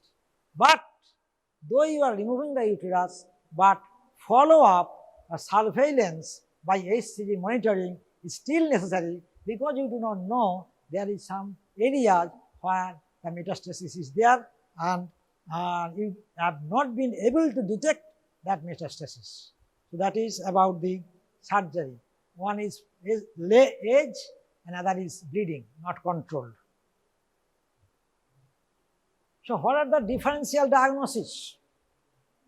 Mainly differential diagnosis is because of the USG. So USG picture, that echogenic mass with cystic spaces, that can be arisen from a number of conditions like missed abortion. So missed abortion, no fetus, only placental tissue, so echogenic mass. So USG picture like that. Hydropic degeneration, there is no proliferation, only hydropic degeneration of the villi, that will give rise to cystic mass. And so on USG, you are not confirmed whether it is molar or it is missed abortion, whether it is hydropic degeneration, because these are the condition needs no follow-up. only in case of molar pregnancy which needs follow-up. That's why the differential diagnosis is to be done. Degenerated fibroid. So fibroid with degeneration can give rise to that echogenic mass like that. So, but in these cases, pregnancy test may be negative. Fibroid definitely negative, but these cases may be negative also. And serum beta HCG will be very, very low. In case of molar pregnancy, serum beta HCG will be very, very high, 30,000, 50,000, maybe more than 1 lakh. But in these conditions, the beta HCG will be very, very less. It will be negative also, maybe. And immunostaining with P57KIP, that is immunostaining, will be positive only in all these conditions. In hydropic degeneration it is positive, in mixed abortion it is positive, in partial mole it is positive, but it is negative, that means it is a complete mole. It is a complete mole. So, and in this case, of course, if you send the tissues to the pathology, they will say how much proliferative activity is there, whether the villus structure is maintained, whether the villus structure is lost, how much atypical cellular features are there. That all will be detected by pathology. By that way, you can, if you send the material, they will be able to detect it, differentiate it. So follow-up is not required in these cases because it is not a complete mole. It is not a complete mole. So differential diagnosis. So now you come to a classification. So of H mole. So many classifications you will find. Now this is our convenient classification. Either it is benign or it is malignant. So benign is partial mole and H mole. H mole is potentially malignant, chance is more, it is chance is less. And malignant is invasive mole, locally malignant, metastasis is less, and then is choriocarcinoma, where villus structure is lost, placental site trophoblastic tumor, and endothelial trophoblastic tumor. These are all usually detected by high, in this case, HCG titer is very high, but in these two conditions, the HCG titer is low, but because we cannot control the disease, after hysterectomy usually, you can, or by some pathological confirmation can be done by placental site. Exactly, the pathology is not described, but more usually the villus structure is not maintained in all these situations, but trophoblastic tissue is there. But here the beta HCG is very high. In these two conditions, beta HCG is low. So this is the simple classification of gestational trophoblastic disease. The whole umbrella, all the 1, 2, 3, 4, 5, 6. These 6 diseases is discussed under one umbrella, that is called gestational trophoblastic disease. So gestational trophoblastic disease, one is benign, another is malignant. Benign is 2 and malignant is 1, 2, 3, 4. That is gestational trophoblastic disease. Whole area. The summary is benign disease, 20% chance of malignancy. It is H mole. Diagnosed and monitoring done by HCG level. Even it is choriocarcinoma. In choriocarcinoma, beta HCG is enough to start the chemotherapy. So no pathological confirmation is required. Chemotherapy cures the disease. No surgery is required. Though it is malignant, but successful chemotherapy in a malignant condition, that is chemotherapy in choriocarcinoma. Successful chemotherapy, fully cured, malignant disease is choriocarcinoma. Pregnancy allowed after 6 months of normalization of HCG. This is the summary of all these discussions. And invasive mole, though we have already discussed, that is the trophoblast, peritoneum. It may reach up to the peritoneal serous surface. So there may be intra-abdominal bleeding and metastasis there, and response is to chemotherapy. So even you find invasive mole, so chemotherapy is the treatment. Thank you. Likely nothing. So thank you for your patient hearing. কাদের ক্ষেত্রে chances বেশি থাকবে? যাদের ক্ষেত্রে multiple drug অনেক দিন ধরে চলছে। কাদের ক্ষেত্রে মাল্টিপল ড্রাগ কমনলি কাদের ক্ষেত্রে? জেরিয়াট্রিক, ডায়াবেটিস নয়, জেরিয়াট্রিক ডায়াবেটিক পেশেন্টদের চলতে পারে, সেটা তো একই গ্রুপের ড্রাগ, তার মধ্যে ইন্টারাকশন হতে পারে, মানে অ্যান্টি ডায়াবেটিক ড্রাগই চলতে পারে। আর অন্যান্য এবার একসাথে এতগুলো প্রেজেন্টেশন কখন হয়? ডায়াবেটিস থাকলো, হাইপারটেনশন থাকলো, হাইপারলিপিডিমিয়া, ডিসলিপিডিমিয়া থাকলো, ইসকেমিকা, জেরিয়াট্রিক পপুলেশন মানে হচ্ছে মোর দ্যান 40 বা মোর দ্যান 50 বা মোর দ্যান 60 ইয়ার্স যে পপুলেশন আছে, তাদের ক্ষেত্রে এই পলিফার্মেসিক চান্সেসটা অনেকটা বেশি থাকে। তাদের ক্ষেত্রে মোস্ট লাইকলি ড্রাগ ইন্টারাকশন গুলো কমন হয়। এছাড়াও আদার্স অন্যান্য ড্রাগ ইন্টারাকশন আছে, বিভিন্ন ডিজিজ কন্ডিশনের উপর ডিপেন্ড করে ড্রাগ ইন্টারাকশন ডিপেন্ড করে। এবার এই ড্রাগ ইন্টারাকশন গুলো, এবার কিছু কিছু ড্রাগ ইন্টারাকশন থাকবে দ্যাট আর, মানে এগুলো যেগুলো হলো ডেট্রিমেন্টাল এফেক্ট গুলোই বলা হলো পলিফার্মেসির ক্ষেত্রে, যে ডেট্রিমেন্টাল এফেক্ট। কিছু কিছু ড্রাগ ইন্টারাকশন থাকবে that are good drug interaction, যেগুলো যার জন্য কম্বিনেশন অফ ড্রাগস ইউজ করা হয়। কিছু ড্রাগ আছে ফিক্সড ডোজ কম্বিনেশন, নট যে অ্যান্টি হাইপারটেনসিভ ড্রাগ দুটো একসাথে দেওয়া হলো সেরকম নয়। কিছু কিছু যেমন তোরা পড়েছিস যে কোট্রাইমক্সাজল, তাই তো, ক্লট্রিমাজল নয়, কোট্রাইমক্সাজল। কোট্রাইমক্সাজল কি থাকে? ট্রাইমেথোপ্রিন এন্ড সালফমেথক্সাজল, একটা সালফোনামাইড গ্রুপ অফ ড্রাগ আর একটা অ্যান্টিমেটাবোলাইট ড্রাগ, দুটো সিকোয়েন্সিয়ালি ব্লকেট করে। তাহলে that is an beneficial drug interaction that is good for patients. ঠিক আছে, এরকম ড্রাগ ইন্টারাকশন আর কি আছে যেগুলো এরকম পজিটিভ এফেক্ট দেয় বা গুড এফেক্ট দেয়? অ্যান্টিবায়োটিক্স আর কি আছে? পেনিসিলিনে কিছু আছে? ক্ল্যাভাম মানে that is a co-amoxiclav, that is the combination of amoxicillin along with clavulanic acid, that is a fixed dose combination। মোটামুটি থাকে 250 এর সাথে 125, তারপরে 500 এর সাথে 125, তারপরে 875 এর সাথে 125 দিয়ে 1 গ্রাম করা হয়। তো এবার এটা কি? এটা combination of amoxicillin, that is a beta lactam group of antibiotic, তার মধ্যে পেনিসিলিন সাবগ্রুপের মধ্যে পড়ছে, extended spectrum penicillin, amino penicillin গ্রুপের অ্যাম্পিসিলিন একটা রয়েছে, একটা অ্যামক্সিসিলিন, আর একটা হচ্ছে ক্ল্যাভিউলিনিক অ্যাসিড। ক্ল্যাভিউলিনিক অ্যাসিড কি করে? What is the purpose of using clavulanic acid in the beta lactamase inhibitor? Beta lactamase কোথা থেকে সিক্রেটেড হয়? Mostly bacterias. তারা কি করে? বিটা ল্যাকটাম রিংটাকে ডিস্ট্রয় করে দেয়, so that beta lactam antibiotic can not act, যে ও টার্গেট ইয়েতে কাজ করতে পারে না, তাই তো? তাহলে সেটা একটা বেনিফিশিয়াল। ঠিক আছে, এরকম অ্যামক্সিলিন, ক্ল্যাভিউলিনিক অ্যাসিড, সালফমেথক্সাজল, ট্রাইমেথোপ্রিন, এরকম যে বেনিফিশিয়াল এফেক্টস রয়েছে। কিছু আছে যেমন ধর আরেকটা কম্বিনেশন যেটা ইউজ হয় সেটা হচ্ছে অ্যান্টিবায়োটিক্স এর ক্ষেত্রেই তোদের এই পেনিসিলিন গ্রুপ অফ, পেনিসিলিন নয়, beta lactam group of antibiotics এর মধ্যেও পড়বে, দ্যাট ইজ দ্য কার্বাপেনাম গ্রুপের একটা অ্যান্টিবায়োটিকের নাম বলতে পারবি? ইমিপেনামের সাথে কি ইউজ হয়? সিলাস্টাটিন বলে একটা ইয়ে ইউজ হয় along with that.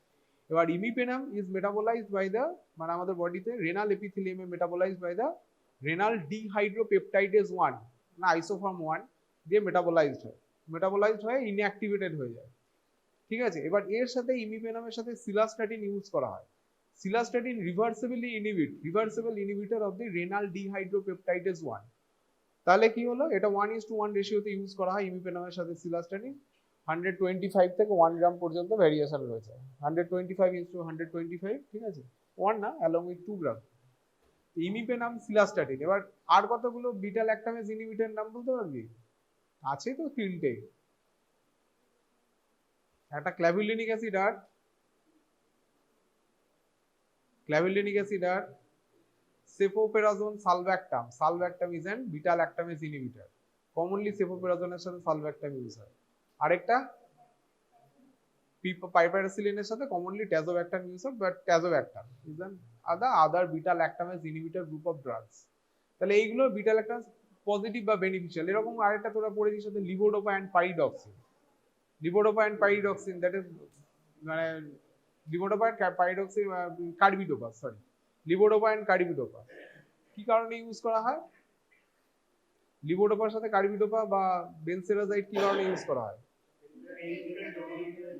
Peripheral ডিকার্বক্সিলেজ inhibitor, তাই তো, যাতে ওটা ওখানে দ্যাট ইজ দ্য বেনিফিশিয়াল। এবার এইরকম এবার পাইরিডক্সিনের সাথে ইউজ করা হয় আইসোনিয়াজাইড, সেটা পরের দিন অন্য ক্লাসে বলবো। ঠিক আছে, অ্যান্টি টিউবারকুলার ড্রাগের সাথে পাইরিডক্সিন ফিক্সড ডোজ কম্বিনেশন হিসেবে ইউজ করা হয় to reduce the peripheral neuropathy mainly. ঠিক আছে, পেরিফেরাল নিউরোপ্যাথির জন্য ইউজ করা হয়, যেটা আইসোনিয়াজাইড ইনডিউস পেরিফেরাল নিউরোপ্যাথি না হয়। ঠিক আছে, আর এরকম কিছু ড্রাগ ইন্টারাকশন আছে, যেমন ধর এবার সিবিএস এর মধ্যে আছে, যেমন ধর এসি ইনহিবিটর অথবা এআরবির সাথে যদি স্পাইরোনোল্যাকটোন ইউজ করে, এটা ইউজ করা হয়। স্পাইরোনোল্যাকটোনই বলছি, স্পাইরোনোল্যাকটোন টর্সেমাইড ইউজ করলে কি হবে? এসি ইনহিবিটর এআরবির সাথে কিছু হবে, ইন্টারাকশন কিছু হবে? ইউজ করা হয় কিন্তু ACE inhibitor ARB heart anti angioedema কিসে হয়? কোন গ্রুপের ড্রাগে হয়? ডায়োরেটিক্স। অ্যাঙ্কেলিডিমা তো কমানোর জন্য ইউজ করবি তুই। ডায়োরেটিক্স তো বয়স থেকে ওয়াটার ডাইউরেসিস হচ্ছে, সিসিবিতে হয়, সিসিবিতে হয়। এমনি কোনো ক্ষতি তো করে না, বাট দেয়ার ইজ অ্যাঙ্কেলিডিমা হয়, তাই তো। তাহলে আমি বললাম এসি অর এআরবি মানে স্পাইরোনোল্যাকটোন, আর এদিকে হচ্ছে potassium sparing diuretics. Potassium sparing diuretics সবার সাথেই হতে পারে, স্পাইরোনোল্যাকটোনের সাথে হয়। তা স্পাইরোনোল্যাকটোনের সাথে কি হতে পারে? এসি ইনহিবিটর আর এআরবির সাথে যদি স্পাইরোনোল্যাকটোন ইউজ করা হয়, তাহলে হোয়াট ইজ দ্য এফেক্ট? কি হতে পারে? এই ইলেকট্রোলাইট চেঞ্জে কি হতে পারে? পটাশিয়াম কি হবে? বাড়বে না কমবে? হাইপারক্যালিমিয়া হবে, বিকজ এসি ইনহিবিটর আর এআরবি যেটা হচ্ছে ultimately it reduces the aldosterone আর অ্যালডোস্টেরন অ্যাক্টিভিটি। আর অ্যালডোস্টেরন কি করে? অ্যালডোস্টেরন হচ্ছে সল্ট ওয়াটার রিটেনশন করে। সল্ট ওয়াটার যদি রিটেনশন হয়, মানে সোডিয়াম অ্যান্ড ওয়াটার যদি রিটেনশন হয়, there is a complementary secretion of potassium and hydrogen, H plus ion, potassium and to maintain the lumen neutrality বলতে পারিস, যে ইয়েতে যে লুমেন নেগেটিভিটি হয়, যেহেতু সোডিয়াম রিঅ্যাবজর্বড হচ্ছে ডিসিটিতে, তখন সেখানে লুমেন নেগেটিভিটি মানে ওখান থেকে লুমেন থেকে যেহেতু সোডিয়াম বেরিয়েছে, লুমেন নেগেটিভিটির জন্য এটাকে কমপ্লিমেন্ট করে হচ্ছে পটাশিয়াম অ্যান্ড হাইড্রোজেন। দুটো কিন্তু একটাই সেলের কাজ নয়, দুটো ডিফারেন্ট সেলের কাজ। একটা এপিথেলিয়াল সোডিয়াম চ্যানেল যেরকম থাকে সেটার একটা কাজ থাকবে, সেটা অ্যালডোস্টেরন ইনডিউসড প্রোটিন দিয়ে হবে। আর একটা দু রকম সেল থাকে, একটা প্রিন্সিপাল সেল থাকবে আর একটা ইন্টারক্যালেটেড সেল থাকবে। প্রিন্সিপাল সেলে যদি এটা হয়, ইন্টারক্যালেটেড সেল থেকে কিন্তু পটাশিয়াম অ্যান্ড হাইড্রোজেন সিক্রেশন হবে। দ্যাট ইজ দুটো আলাদা চ্যানেল, দুটো আলাদা ট্রান্সপোর্টার কিন্তু এখানে থাকবে। That is not a single transporter. Sodium তুলে নিল, হাইড্রোজেন বের করে দিল, আর পটাশিয়াম বের করে দিল, এরকম কিন্তু নয়, দুটো ডিফারেন্ট এন্টিটি। তাহলে সেখানে একটা হাইপারক্যালিমিয়া। আর এদিকে পটাশিয়াম স্পেয়ারিং ডায়োরেটিক্স স্পাইরোনোল্যাকটোন, মানে তার মধ্যে অ্যালডোস্টেরন রিসেপ্টর অ্যান্টাগনিস্ট হিসেবে ইউজ করা, দ্যাট ইজ দ্য স্পাইরোনোল্যাকটোন। এছাড়া আর কি টাইপের পটাশিয়াম স্পেয়ারিং ডায়োরেটিক্স আছে?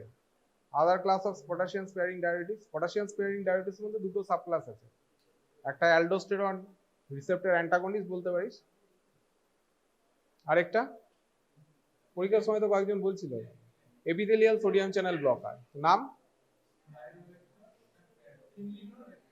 ইপ্লেনন। স্পাইরোনোল্যাকটোন ইপ্লেনন একটারই, স্পাইরোনোল্যাকটোন এন্ড ইপ্লেনন হচ্ছে একটাই গ্রুপ। আরেকটা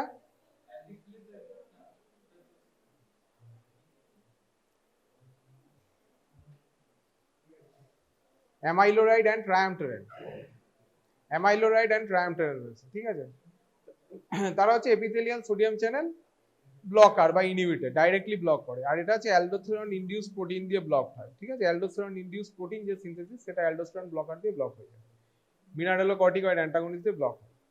তাহলে এখানে হাইপারক্যালিমিয়া হতে পারে। হাইপারক্যালিমিয়া একটা বিশেষ করে যদি কার্ডিয়াক কমপ্লিকেশন কিছু থাকে, সেখানে হাইপারক্যালিমিয়া আরো ডেট্রিমেন্টাল রোল প্লে করে টু অ্যাগ্রাভেট দ্য অ্যারিথমিয়া করতে পারে, বা অন্যান্য ডিজিজ তৈরি প্রবলেম করতে পারে। হাইপারক্যালিমিয়া স্টেট করতে পারে, হাইপারক্যালিমিক পিরিয়ডিক প্যারালাইসিস থেকে হাইপারক্যালিমিয়াতে প্যারালাইসিস হয়, এগুলো হতে পারে। এইরকম কিছু, এই হলো ইন্টারাকশন। আর কি কি ইন্টারাকশন আছে? ও আরেকটা আছে তোদের ইয়েতে, যে ভেরাপামিল। ভেরাপামিল কি group of drug? Calcium channel blocker, আবার নন ডিএইচপি। নন ডিএইচপি বলে কোনো কথা নেই, ধপবাজি কথা। নন ডিএইচপি একটা দেখা গেল অ্যান্টি হাইপারটেনসিভ ড্রাগ, বাকিগুলো নন অ্যান্টি হাইপারটেনসিভ ড্রাগ, নাকি ওরকম ভাবে হয় নাকি? তাই ওটা ফেনাইল অ্যালকাইলামিন, ফিনাইল অ্যালকাইলামিন গ্রুপের ড্রাগ। আরেকটা গ্রুপ আছে, সেটা হচ্ছে বেনজোথায়াজিপিন, আর আরেকটা হচ্ছে ডাইহাইড্রোপাইরিডিন। ডাইহাইড্রোপাইরিডিনের মধ্যে যা পড়বে সিলনিডিপিন, অ্যামলোডিপিন, হ্যাঁ, জেনি ডিপিন গ্রুপ, নাইফেডিপিন থেকে শুরু হবে, নাইফেডিপিন, নাইকারডিপিন, নিজলডিপিন থেকে আরম্ভ করে এভরিথিং, ঠিক আছে, যত ডিপিন আছে। ফেনাইল অ্যালকাইলামিন গ্রুপের একটাই drug, that is the verapamil. And আরেকটা যেটা বেনজোথায়াজেপিন গ্রুপের যেটা ড্রাগ, সেটা হচ্ছে ভেরাপামিল ছাড়া একটা কি আছে, ডিলটিয়াজেম। ভেরাপামিল, ডিলটিয়াজেম অ্যান্ড এদিকে হচ্ছে ডিপিনস গ্রুপ অফ ড্রাগ।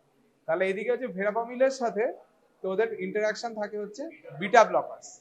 তো হোয়াট ইজ দ্য ইন্টারাকশন, ভেরাপামিলের রোল কি, verapamil, why verapamil is used, বা what is the effect of using, hey aste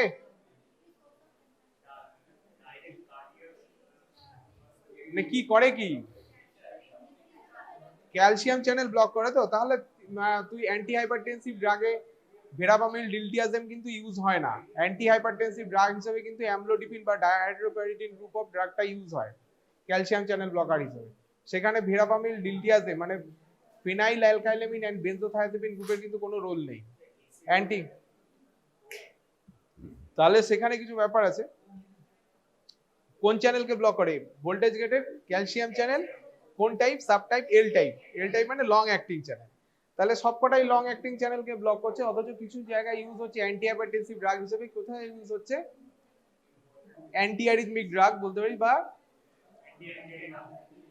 anti অ্যাঞ্জাইনাল drug use হয়, that is the second line drug when the beta blocker is contraindicated to the patient or cannot be used in such condition. Some condition beta blocker cannot, if beta blocker cannot be used, then verapamil can be used. এই পেছনে আসতে রে, verapamil can be used, can be used.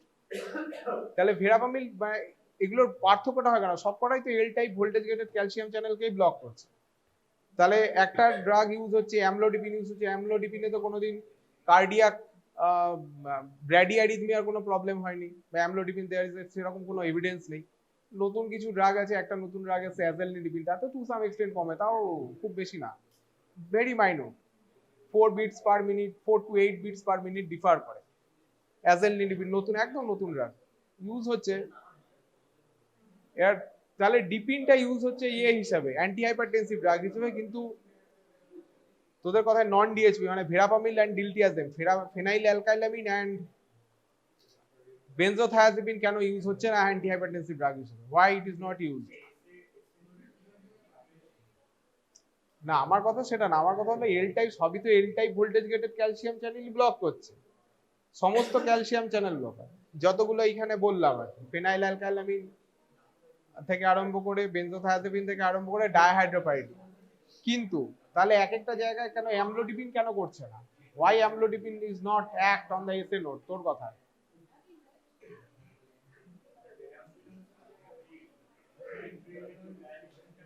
সেটাই কেন, why? সবই তো L type voltage gated calcium channel. Cardio selective ঠিক ব্যাপারটাও, হ্যাঁ কার্ডিও সিলেক্টিভ, অ্যাকশনটা কার্ডিও সিলেক্টিভ, একটা হচ্ছে ভাস্কিউলার সিলেক্টিভ, আর হচ্ছে ভেরাপামিল এন্ড ডাইহাইড্রোপাইরিডিন গ্রুপের মাঝামাঝি জায়গায় আসবে ডিলটিয়াজেম, ঠিক আছে, বেনজোথায়াজেপিনটা মাঝামাঝি, এদিকে থাকবে ভেরাপামিল আর phenyl alkylamine group of drugs, আর এদিকে থাকবে ডাইহাইড্রোপাইরিডিন গ্রুপ অফ ড্রাগস। এরা এল টাইপ ভোল্টেজ গেটেড চ্যানেলে এই তিনটে গ্রুপের বাইন্ডিং সাইট তিনটে আলাদা, একই সাইটে একটা voltage gated calcium channel, that is a protein structure, তো প্রোটিন স্ট্রাকচার, অ্যামাইনো অ্যাসিডস রয়েছে, তার সিকোয়েন্সিং রয়েছে, তার 3 ডাইমেনশনাল ফোল্ডস রয়েছে, ইন্ট্রাসেলুলার মানে ইন্ট্রাসেলুলার কিছু ফোল্ডস রয়েছে, ট্রান্সমেমব্রেন ফোল্ড রয়েছে, এক্সট্রাসেলুলার বাইন্ডিং ডোমেন্স রয়েছে। এরা যে জায়গায় বাইন্ড করে সেই বাইন্ডিং সাইট গুলো ডিফারেন্ট হয়, ভেরাপামিলের ক্ষেত্রে আলাদা, ডিলটিয়াজেমের ক্ষেত্রে আলাদা, বা ফেনাইল অ্যালকাইলামিনের ক্ষেত্রে আলাদা, বেনজোথায়াজেপিনের ক্ষেত্রে আলাদা, and dihydropyridine group of calcium channel ব্লকারদের ক্ষেত্রে আলাদা। সবকটা একই প্রোটিনে বাইন্ড করে, বাট সাইটটা ডিফারেন্ট হয়, জানো তাদের, এই জন্য তাদের অ্যাকশনটা ভ্যারি করে, তাদের সিলেক্টিভিটি ভ্যারি করে, ঠিক আছে। এই জন্য এসএ নোডের অটোমেটিসিটি টু সাম এক্সটেন্ট কমাতে পারে ভেরাপামিল, আর ভেরাপামিল আর ডাইহাইড্রোপাইরিডিনের মাঝামাঝি থাকে ডিলটিয়াজেম, কিছুটা এদের কার্ডিয়াক সাপ্রেশন অ্যাকশন থাকবে, কিছুটা ভাস্কুলার সিলেক্টিভ অ্যাকশন থাকবে, মাঝে থাকবে ডিলটিয়াজেম, ঠিক আছে। তাহলে সেই জন্য ভেরাপামিলের সাথে এবার যদি প্রোপ্রানোলল বা বিটা ব্লকার ইউজ করে, প্রোপ্রানোলল কি টাইপের beta blocker, it is an non selective beta blocker, মানে বিটা 1 সিলেক্টিভ, আর বিটা 1 এন্ড বিটা 2 এর মধ্যে দুটোতেই ব্লক করতে পারে। আর বিটা 1 এর হার্টে কি এফেক্ট আছে, না বিটা 1 এর এফেক্ট কি আছে? বিটা 1 এবার ব্লকারের কি এফেক্ট হবে? এবার বলছি বিটা 1 ব্লকার, বিটা 1 এর তো এফেক্ট হচ্ছে তো positive inotropic effect, positive chronotropic effect, মানে অ্যাড্রেনালিন যেগুলো করবে। বিটা ব্লকারের কি কি এফেক্ট আছে? তাহলে নেগেটিভ আয়োনোট্রপিক এফেক্ট, কন্ট্রাক্টিলিটি কমাবে, ক্রোনোট্রপিক মানে বিটস পার মিনিট কমাবে, আর কি করে? আর কি করে? রেট অফ ফেজ 4 ডিপোলারাইজেশনটাকে কমায়। Rate of phase 4 depolarisation, phase 4 ডিপোলারাইজেশনের যে স্লোপটা থাকে সেটা কমে যাবে, সেটা স্টিপ হবে না, সেটা লিনিয়েন্ট হবে আরো বেশি ফেজ 4 ডিপোলারাইজেশন। আর নেগেটিভ এফেক্টসও কিছু আছে, সেগুলো বাদ দিলাম। তাহলে এরা হচ্ছে, তাহলে আলটিমেটলি কি করে, এবং এভি কন্ডাকশন ডিলে দেশে চান্সেস থাকে এরকম হওয়ার জন্য, যে লিনিয়েন্ট হওয়ার জন্য কিছুটা এভি কন্ডাকশন ডিলে বাড়তে পারে। তাহলে সেখানে ভিরাপামিলের সাথে প্রোপানোলল যদি ইউজ করা হয়, that is a beta 1 blocker, cardio, যেটা বিটা 1টা, বিটা 1 বিটা 2ও থাকে কার্ডিওতে, হার্টে থাকে, but beta 1 is predominant beta receptor in the heart, ঠিক আছে? তাহলে এবার যদি তাকে আমি প্রোপ্রানোলল দিয়ে ব্লক করি, সেখানে একটা নেগেটিভ আয়োনোট্রপিক, নেগেটিভ ক্রোনোট্রপিক এফেক্ট আছে। আর ভেরাপামিল হচ্ছে অটোমেটিসিটি কমিয়ে দিচ্ছে, টোটাল হার্ট রেট কমিয়ে দিচ্ছে, ঠিক আছে? এসএ নোড থেকে ইম্পালস জেনারেশন কিছুটা কমাচ্ছে। তাহলে সেখানে আলটিমেটলি কি হবে? There is a chances of developing heart block, bradyarrhythmia, severe bradyarrhythmia and heart block হতে পারে। তাহলে সেই কারণে ইট ইজ নট, মানে এটা কখনোই একসাথে দেওয়া উচিত নয়। আর এবার যেসব ক্ষেত্রে ইসকেমিক হার্ট ডিজিজের ক্ষেত্রে বিটা 1 সিলেক্টিভ ব্লকার ইউজ করা হয় মোস্ট লাইকলি, এরই আসবে কার্ডিওভাস্কুলারের মধ্যেই আসবে অ্যাসপিরিনের সাথে warfarin, aspirin and warfarin. Aspirin কি কোথাকার ড্রাগ? অ্যাসপিরিন কিসে ইউজ করা হয়? অ্যাসপিরিনের ভ্যারিয়াস ইউজ আছে, antipyretic use, anti inflammatory use, low dose aspirin is a anti platelet drug, various, বা অ্যান্টি ইনফ্ল্যামেটরি বা পেইন কিলার হিসাবে ইউজ হয়, অ্যানালজেসিক হিসাবে ইউজ হয়। তাহলে মাল্টিপল অ্যাকশন। তাহলে লো ডোজ অ্যাসপিরিনের কাজ কি? What is the effect of low dose aspirin? Anti platelet, এটা irreversibly block the cyclooxygenase 2 enzyme, তারপরে prostaglandin production, mainly prostaglandin E2 and prostaglandin I2 production বন্ধ করবে। এবার আলটিমেটলি কি করবে? অ্যান্টি প্লেটলেট অ্যাকশন হয়। আর এদিকে ওয়ারফারিন কি করে? Warfarin is a anticoagulant drug, তো অ্যান্টিকোয়াগুলেন্ট ড্রাগ, তার মানে এটা কি ভিটামিন কে অ্যান্টাগনিস্ট বলা হয়। ভিটামিন কে ইপক্সাইড রিডাক্টেজ যে এনজাইমটা থাকে যেটা যে ইনহিবিট করে, তাহলে কি হবে? Vitamin K, why the vitamin K is required? কোয়াগুলেশনে কি করে? What is the role? মানে কতগুলো ফ্যাক্টরকে অ্যাক্টিভেট করে। কোন কোন ফ্যাক্টরকে অ্যাক্টিভেট করে? 2, 7, 9, 10, 2, 7, 9, 10, 2, 7, 9, 10 ইজ ইনহিবিটেড, মানে তাহলে অ্যাক্টিভেটেড হবে না। তাহলে অ্যাক্টিভেটেড না হলে কোয়াগুলেশন ক্যাসকেডে আসবে না, তাহলে সেখানে একটা অ্যান্টি কোয়াগুলেন্ট এফেক্ট থাকবে। আর এদিকে অ্যাসপিরিনের ক্ষেত্রে যেটা হবে, সেটাও একটা তোর অ্যান্টি প্লেটলেট অ্যাকশন থাকবে। তাহলে দুটো ক্ষেত্রে যদি ইউজ করা হয়, একটা অ্যান্টি প্লেটলেট ড্রাগ আবার একটা হচ্ছে অ্যান্টি কোয়াগুলেন্ট ড্রাগ, তাহলে কি হবে? There is a chances of ব্লিডিংটা অনেকটা বেড়ে যাবে, চান্সেস অফ ব্লিডিং অনেকটা বেড়ে যাবে। এবার কিছু জিনিস আছে তোদের যেটা বলা হলো না, বলা উচিত ছিল আগে, যে ড্রাগ ইন্টারাকশনের মধ্যে দু রকম ইন্টারাকশন হয়। একটা হচ্ছে pharmacokinetic interaction, there is pharmacokinetic interaction, there is pharmacodynamic interaction. তো হোয়াট ইজ ফার্মাকোকাইনেটিক ইন্টারাকশন? যখন দেয়ার ইজ এ, মানে দুটো ড্রাগ ইন্টারাক্ট করবে এই লেভেলে যাতে absorption, distribution, metabolism and excretion লেভেলে প্রবলেম হয়। Absorption, distribution, metabolism and excretion লেভেলে প্রবলেম হয়। একটাকে বাড়িয়ে দিচ্ছে বা কমিয়ে দিচ্ছে। যেমন যতগুলো মেটাবলিক পাথওয়ে রয়েছে, যেমন ধর যেগুলো পড়ে এসেছিস তোরা মেটাবলিজমের ক্ষেত্রে, যে সিওয়াইপি এনজাইম, সিওয়াইপি 450 এনজাইম, সেখানে কিছু আছে ইনডিউসার, কিছু আছে ইনহিবিটর। আর ইনডিউসার ইনহিবিটর যখন ইউজ করা হয়, তখন কনকমিটেন্ট অন্যান্য ড্রাগের ক্ষেত্রে খেয়াল করতে হয় যে কোনটা ইউজ করা উচিত, কোনটা ইউজ করা যায় না, কোনটা ডোজ মডিফিকেশন ইজ রিকোয়ার্ড। তাহলে সেটা মাথায় রাখতে হয়। সেখানে একটা এনজাইম লেভেলে হয়, তাহলে এটা একটা এক্সাম্পল গেল। এবার অ্যাবজর্পশন লেভেলে কখন প্রবলেম হতে পারে, যেমন তোদের ইয়েতে কোন গ্রুপের বললাম, কোন গ্রুপের ছিল না জানি না, একটা ছিল না ডক্সিসাইক্লিনের সাথে, তোদের গ্রুপেরই ছিল মনে হয়, ডক্সিসাইক্লিন দেওয়া হয়েছে একটা প্রেসক্রিপশনে, ক্রিটিসিজমে ছিল না ডক্সিসাইক্লিনের সাথে।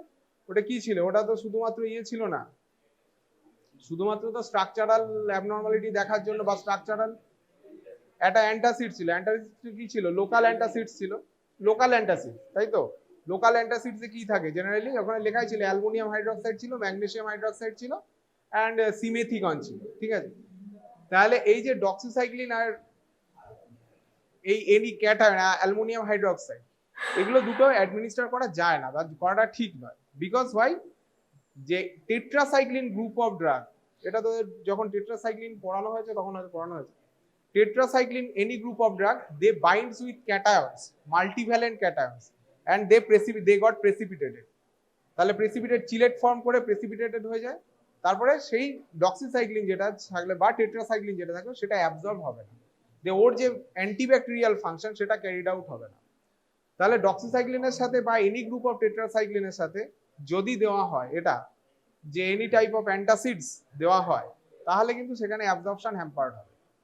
ঠিক সেই কারণে ডক্সিসাইক্লিন বা এনি টাইপ অফ টেট্রাসাইক্লিন, তারপরে ক্যালসিয়াম রিচ খাবার খেতেও বারণ করা হয়। ক্যালসিয়াম রিচ খাবারের মধ্যে কমন খাবার কি, খাবার শেষে অনেকে দই খায়, curd, curd is a rich source of calcium, তাহলে ডক্সিসাইক্লিন ক্যালসিয়াম হয়ে গেলে কিন্তু প্রবলেম হতে পারে, ঠিক আছে।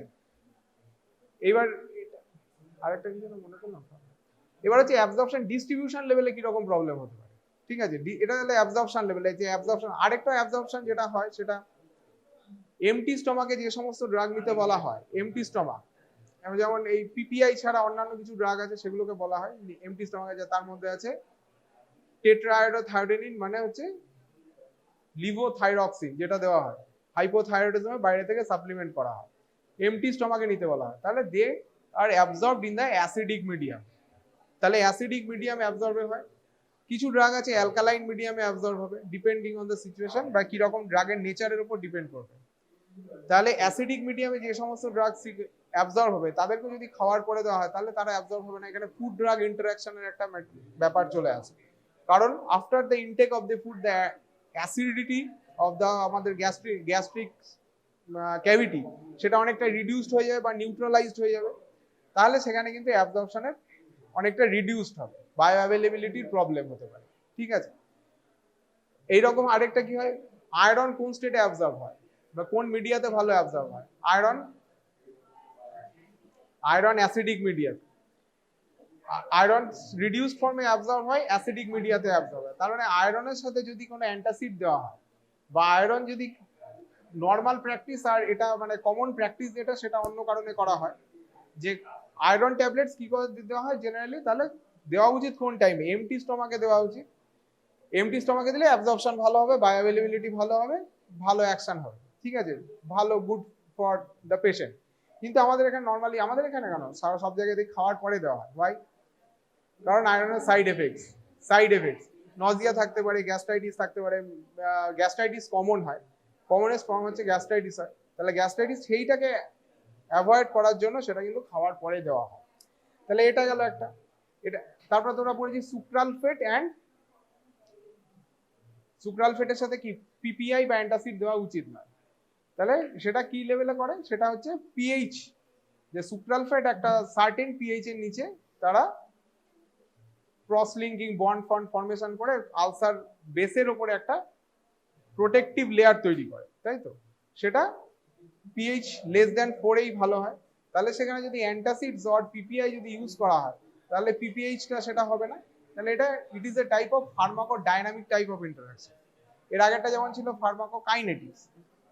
তারপরে তো দেখা যাবে ডিস্ট্রিবিউশন লেভেলে কি প্রবলেম হতে পারে। ডিস্ট্রিবিউশন, কিছু কিছু ড্রাগ থাকে প্রোটিন বাউন্ড স্টেটে বেশি থাকে, তাদের মধ্যে কিছু আছে ওয়ারফারিন রয়েছে, প্রচুর ড্রাগস রয়েছে যারা বিভিন্ন রকম আমাদের প্লাজমা প্রোটিনের সাথে বাউন্ড ফর্মে থাকে, দে আর সার্কুলেটিং। অ্যান্ড ড্রাগের বাইন্ডিং করতে গেলে, ড্রাগের অ্যাকশন করতে গেলে ড্রাগ কোন ফর্মে থাকতে হয়, ফ্রি ফর্ম না বাউন্ড ফর্ম। ড্রাগের অ্যাকশন ক্যারিড আউট হতে গেলে সেটা ফ্রি ফর্মে হয় না বাউন্ডেড ফর্মে হয়, ফ্রি ফর্ম। তাহলে ড্রাগের যে এই যে বাইন্ডিং ফর্মটা বা প্রোটিন বাউন্ড ফর্মটা, সেটা তাহলে একটা রিজার্ভারের মতো কাজ করে। তাহলে there is a equilibrium free ফর্মের সাথে একটা বাউন্ডেড ফর্মের একটা ইকুইলিব্রিয়াম। কিছুটা ফ্রি ফর্ম যখন ডিসপোজড হয়ে যাবে তারপরে আবার বাউন্ডেড ফর্ম থেকে ফ্রি ফর্মে আসবে, এইভাবে সাইকেলটা চলতে থাকবে। তাহলে কিছু ড্রাগ যদি এরকম থাকে যারা একটা ড্রাগের প্রোটিন বাইন্ডিং সাইট থেকে সেই ড্রাগটাকে ডিসপ্লেস করতে পারে because of their greater affinity towards the protein, তাহলে there is a chances of adverse drug reaction হতে পারে। কারণ আমাদের তো একটা থেরাপিউটিক ডোজে দেওয়া হয়, তার একটা এফেক্ট দেওয়া হয়, এফেক্ট দেখা হয়, একটা পার্টিকুলার ইয়ে থাকে, প্রোটিন বাইন্ডিং পার্সেন্টেজ থাকে, সেইটা ক্যালকুলেট করে তো দেওয়া হয়। কিন্তু যখন এক্সেস হয়ে যাবে, অন্য একটা ড্রাগের ইন্টারাকশনের জন্য এক্সেস হয়ে যাবে, তখন কিন্তু তাহলে সেখানে এক্সেস এফেক্ট হতে পারে। এক্সেস এফেক্টের মধ্যে একটা সার্টেন লেভেল পর্যন্ত সাইড এফেক্টস, তারপরে গেলে টক্সিক এফেক্টস দেখা যেতে পারে because of protein binding nature বা বাউন্ডেড নেচার। তাহলে এরকম হলে যদি এরকম হয়, তাহলে সেক্ষেত্রে দেখা যাবে তাহলে এটাও একটা pharmacokinetic type of drug interaction. যেমন ধর বাচ্চাদের সালফোনামাইড দিলে কি হয় অনেক সময়, সেটা কমন। আর ইন্টারাকশনের মতো, ইন্টারাকশন ঠিক না, এটা প্রোটিন বাইন্ডিং সাইট বললাম। একটা জিনিস হয় যেটা হচ্ছে কমন, একটা ডিজিজ প্রেসিপিটেট করে, that is the kernicterus. Kernicterus মানে কি? What is kernicterus? Kernicterus কি ডিপোজিশন হয়? বিলিরুবিন ডিপোজিশন হয়। Bilirubin deposition in the brain, সেখান থেকে সেইজার হতে পারে, আলটিমেটলি সিভিয়ার ম্যানিফেস্টেশন সেখানে হতে পারে। তাহলে বিলিরুবিন কি নর্মাল ব্লাডে কি অবস্থা থাকে? বাউন্ডেড ফর্মে থাকে। সালফোনামাইডস কি করে? সালফোনামাইড এই বিলিরুবিনটাকে ডিসপ্লেস করে দেয়, তখন বিলিরুবিনটা ডেফিশিয়েন্ট ব্লাড ব্রেন ব্যারিয়ার, বাচ্চাদের ডেফিশিয়েন্ট থাকে, ডেফিশিয়েন্ট ব্লাড ব্রেন ব্যারিয়ার ক্রস করে ব্রেনে গিয়ে ডিপোজিটেড হয়, দেন কার্নিক টেরাস প্রেসিপিটেটেড হয়।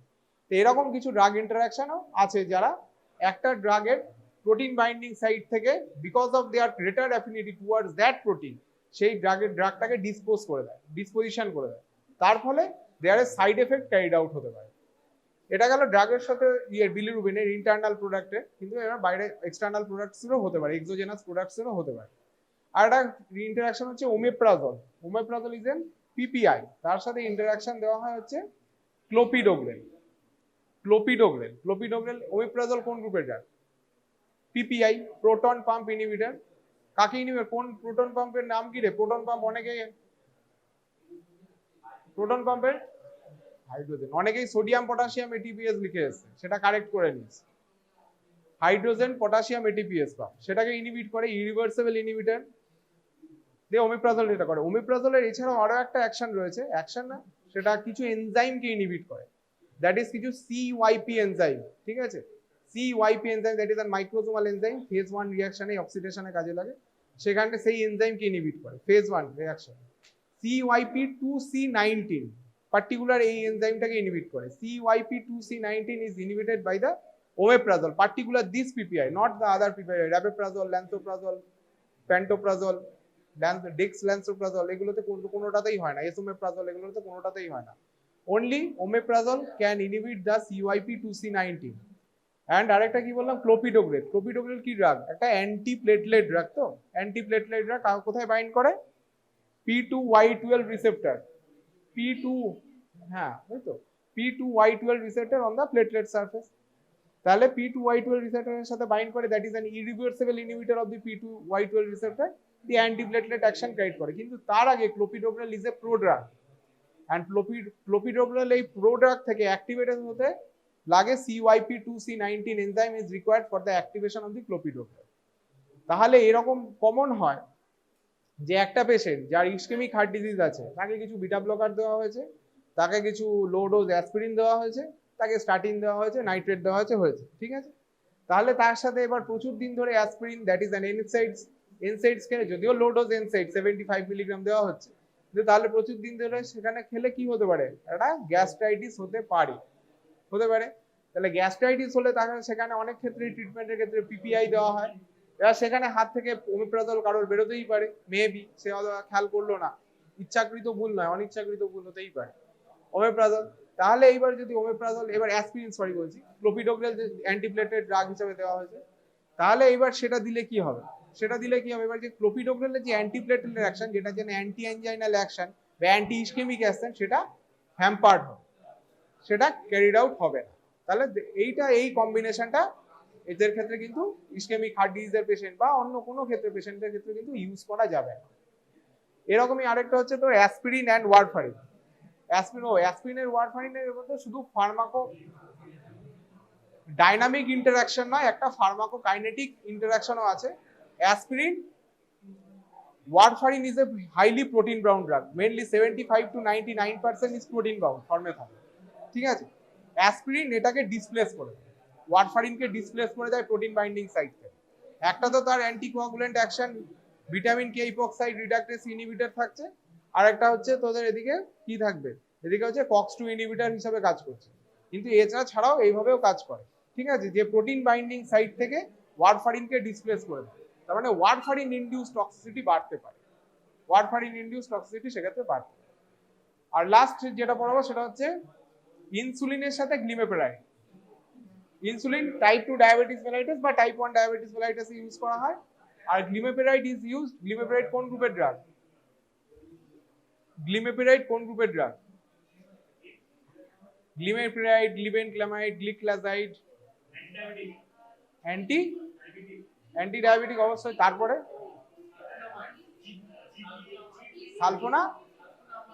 সালফোনামাইড তো বললাম, sulphonyl ureas, sulphonyl ureas group of drug. Gliptin গুলো আলাদা, গ্লিপটিন গুলো সাক্সাসিটাভিলডালিনা, সুন্দর নাম, সাক্সাসিটাভিলডালিনা। এটাকে গ্লিপটিনও বলা হয়, যেহেতু লাস্টে গ্লিপটিন আছে এদেরকে গ্লিপটিনও বলা হয়। DPP4 inhibitor. আর GLP-1, তারপরে রিসেপ্টর অ্যাগনিস্ট। বাইকোয়ানাইডসে কি আছে? Metformin single drug. Voglibose, acarbose কোন গ্রুপের ড্রাগ? আলফা গ্লুকোসাইডেস ইনহিবিটর, এটা অ্যাবজর্পশনটাকে ইয়ে করে। আর কি আছে? পিপার গামা, PPAR, ওটাকে পিপার শর্টে পিপার বলা হয়, পিপার গামা। রসি অ্যান্ড পায়ো, বাট রসিটা আগে বলিস না, পায়োটা আগে বলে তারপরে রসিটা বলিস, ঠিক আছে। পায়োনিয়ারকে আগে রাখিস। আর কি আছে বল? আর SGLT2 ইনহিবিটর, SGLT ক্যানাডাপা এম্পা এটুগলি, ক্যানাডাপা এম্পা এটুগলি, কানাডাপা এম্পা এটুগলি, এগুলো না, এটুগলিটা লেটেস্ট। ফ্লজিন, সাক্সাসিটাভিলডালিনা, এরকম মনে রাখলেই হবে। সাক্সাসিটাভিলডালিনা, ওটাও হয়ে যাবে আস্তে আস্তে হবে। এবার এরপরে হচ্ছে গ্লিমেপেরাইড, হচ্ছে কোন গ্রুপের ড্রাগ? সালফোনিল ইউরিয়া। গ্লিমেপেরাইড কি করে? এটাকে বলা হয় ইনসুলিন সিক্রেটাগগ। আচ্ছা, আরেকটা ইনসুলিন সিক্রেটাগগের নাম বলতে পারো, যদিও এখন ইউজ হয় না। সালফোনিল ইউরিয়া একটা ইনসুলিন সিক্রেটাগগ, এটা ডাইরেক্ট বিটা সেলের উপরে অ্যাকশন, প্যানক্রিয়াটিক বিটা সেলসের উপরে, যে ইনসুলিন সিক্রেশন বাড়িয়ে দেয়, সেজন্য বলা হয় ইনসুলিন সিক্রেটাগগ। বাকি আর যে ড্রাগগুলো আছে, this are not insulin secretagogue except one. তোরা সেটা বলিস নি, বলতে পারবি? যতগুলো বলেছিস তার মধ্যে নেই, হয়তো পড়েছিস। মেগলিডিনাইডস পড়েছিস, রেপাগ্লিনাইড এন্ড ন্যাটাগ্লিনাইড, এখন ইউজ হয় না। হ্যাঁ, meglitinide, that is an insulin secretagogue, this are দুটো। এবার যদি ইনসুলিন সিক্রেটাগগের সাথে ইনসুলিন ইউজ করা হয় তাহলে কি হতে পারে? What is the common bad effect? কি হতে পারে? হ্যাঁ, ইনসুলিনের সাথে যদি এই কমনলি গ্লিমেপেরাইড বা any sulphonyl urea group of drug বা এনি ইনসুলিন সিক্রেটাগগ ইউজ করা হয় তাহলে কমন প্রবলেম কি হতে পারে? এনি ইনসুলিনের সাথে ইনসুলিন দেওয়া হচ্ছে, কোনো একটা পেশেন্টকে ইনসুলিন দেওয়া হচ্ছে, তার সাথে সাথে ইনসুলিন সিক্রেটাগগও ওরালি দেওয়া হয়েছে। ইনসুলিনের সাথে এমন নয় যে ওরাল ড্রাগ দেওয়া যায় না, ইনসুলিনের সাথে মেটফরমিন দেওয়া যায়, ইনসুলিনের সাথে metformin along with DPP4 inhibitor দেওয়া যায়। দুটো ইনজেক্টেবল দেওয়া যায় না, GLP-1 RS, this are all injectable except one, নতুন এসছে সেটা দেওয়া যায় না, বাকিগুলো সবকটাই কিন্তু ইনসুলিনের সাথে দেওয়া যায়, ঠিক আছে। SGLT2 ইনহিবিটর দেওয়া যায়, DPP4 ইনহিবিটর দেওয়া যায়, মেটফরমিন দেওয়া যায়, এগুলো কম্বিনেশনে কিন্তু দেওয়া হয়, কোনো অসুবিধা নেই, ঠিক আছে। কিন্তু ইনসুলিন সিক্রেটাগকের সাথে এই যে ইনসুলিন সিক্রেটাগক যে দুটো গ্রুপ বললি, এটা আছে মেগলিডিনাইডস গ্রুপ এন্ড সালফোনিলুরিয়া, তাহলে কমন প্রবলেম কি হতে পারে? ইনসুলিনের কমনের সাইড এফেক্ট কি?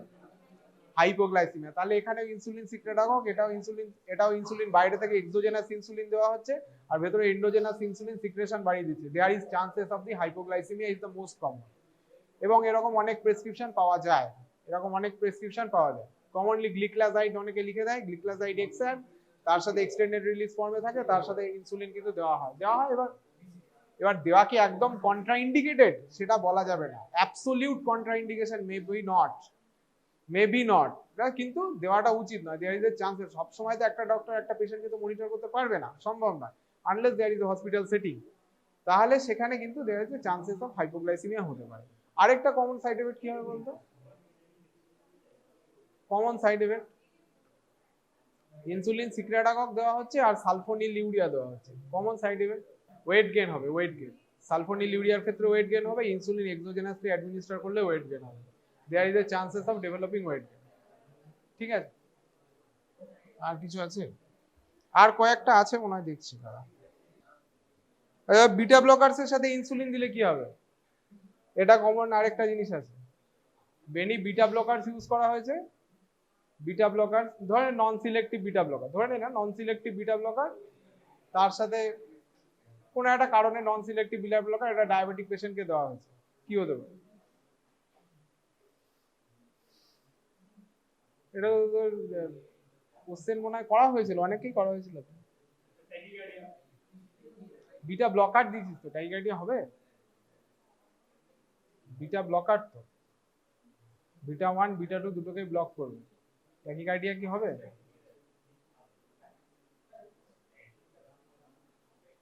বিটা ব্লকারসের সাথে ধর একটা ডায়াবেটিক পেশেন্ট, সে অ্যান্টি ডায়াবেটিক রেজিমেনে রয়েছে, তার মধ্যে ধর ইনসুলিনও রয়েছে, আবার এদিকে বিটা ব্লকার তোকে অন্য কোনো কারণে দেওয়া হচ্ছে, কি হতে পারে? একটু ব্রডলি চিন্তা করতে হবে, মানে একদম ড্রাগ লেভেলে ইন্টারেস্ট না করে ওভারঅল চিন্তা করতে হবে।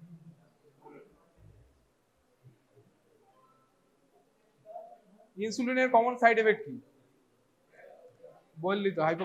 হাইপোগ্লাইসিমিয়া সিমটমস কি কি হতে পারে? What is the symptoms? Patient যেটা পারসিভ করবে, দিস আর দ্য সিমটমস, কি হতে পারে বল? ডিজিনেস, সোয়েটিং, হ্যাঁ, উইকনেস, আর প্যালপিটেশন, বুক ধড়ফড় করা বাংলায় বলে। তারপরে ব্রেনে গ্লুকোজ সাপ্লাই কম, ভিজুয়াল ডিস্টারবেন্স বা চারিদিকে অন্ধকার দেখা, এটা হ্যাঁ এটা হতে পারে। আর কি হতে পারে? হাত পা কাঁপা, ট্রেমার। কেন ট্রেমার হবে? হোয়াই ট্রেমার? হাইপোগ্লাইসিমিয়া, বিটা 1 রিসেপ্টর নিয়ে বলছেন, আমি বলছি হাইপোগ্লাইসিমিয়া হলে কেন ট্রেমার হতে পারে। Hypoglycaemia is an emergency condition, তখন ভেতরে কিন্তু ক্যাটিকোলামাইন রিলিজ এই সমস্ত বাড়তে থাকবে। কেন? To induce the hepatic glucose production, body তো কোথাও একটা দিয়ে গ্লুকোজটাকে মেকআপ করতে হবে, হেপাটিক গ্লুকোজ প্রোডাকশন বাড়াবে। হেপাটিক, এটা শর্টে বলে HGP, hepatic glucose production. Hepatic glucose production কারা বাড়াচ্ছে? শুধু অ্যাড্রেনালিন বা এই সমস্ত বাড়াচ্ছে, ইমার্জেন্সি হরমোনস যারা। অ্যাড্রেনালিনের আরেকটা এফেক্ট কি? ট্রেমার। সেটা কোন রিসেপ্টর মেডিয়েটেড হবে?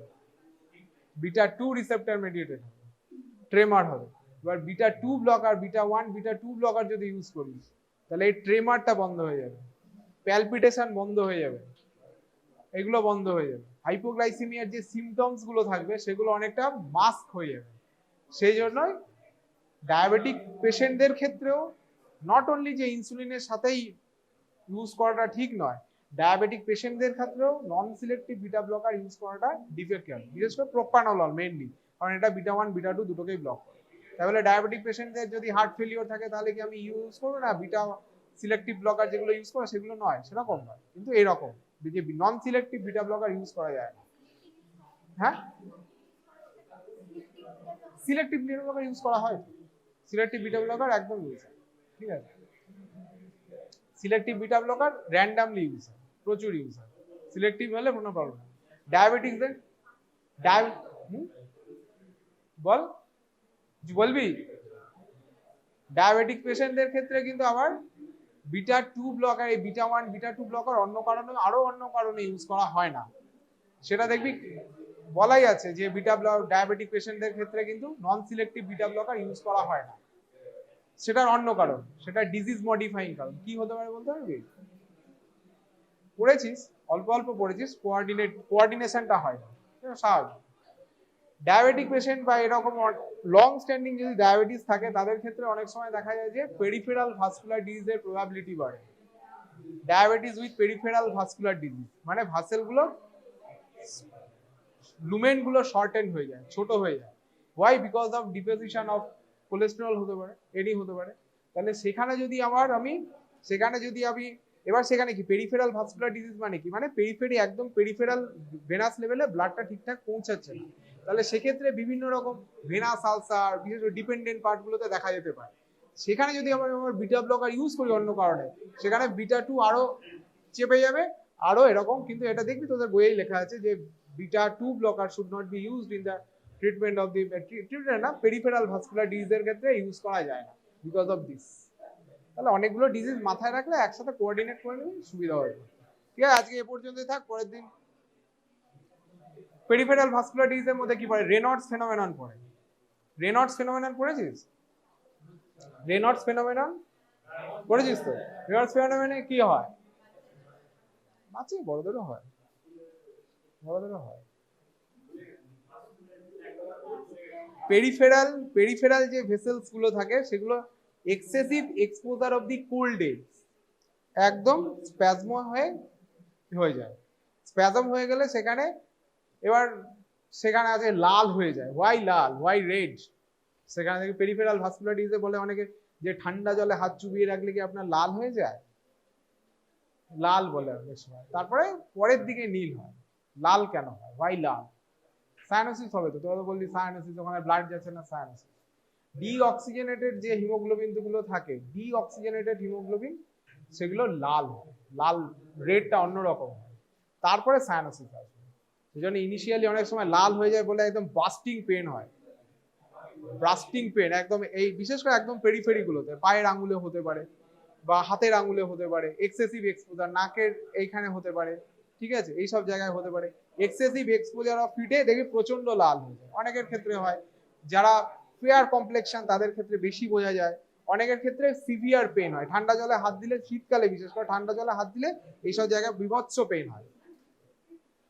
কিছুটা পেন এমনি হতে পারে, তারপরেরটা হচ্ছে কিন্তু সিভিয়ার লাল হয়ে গেলে তখন সেখানে কিন্তু ওই স্প্যাজম হয়, স্ট্যাসিস হয়ে যায় ব্লাড। স্প্যাজম হয় যে ওখানে ব্লাড সার্কুলেট হচ্ছে তা নয়, ক্যাপিলারি গুলোতে ব্লাড স্ট্যাসিস হয়ে যায়। স্ট্যাসিস হয়ে গেলে একদম যে হিমোগ্লোবিনের যে ম্যাক্সিমাম অক্সিজেন ক্যারিং ক্যাপাসিটি ছিল সেটা রিডিউস করে একদম পুরোটা এক্সট্রাক্ট করে নেয়, তখন ওগুলো ব্রাইট রেড হয়ে যায়, তখন এই জন্য লাল। তারপরে হবে নীল, সায়ানোসিস।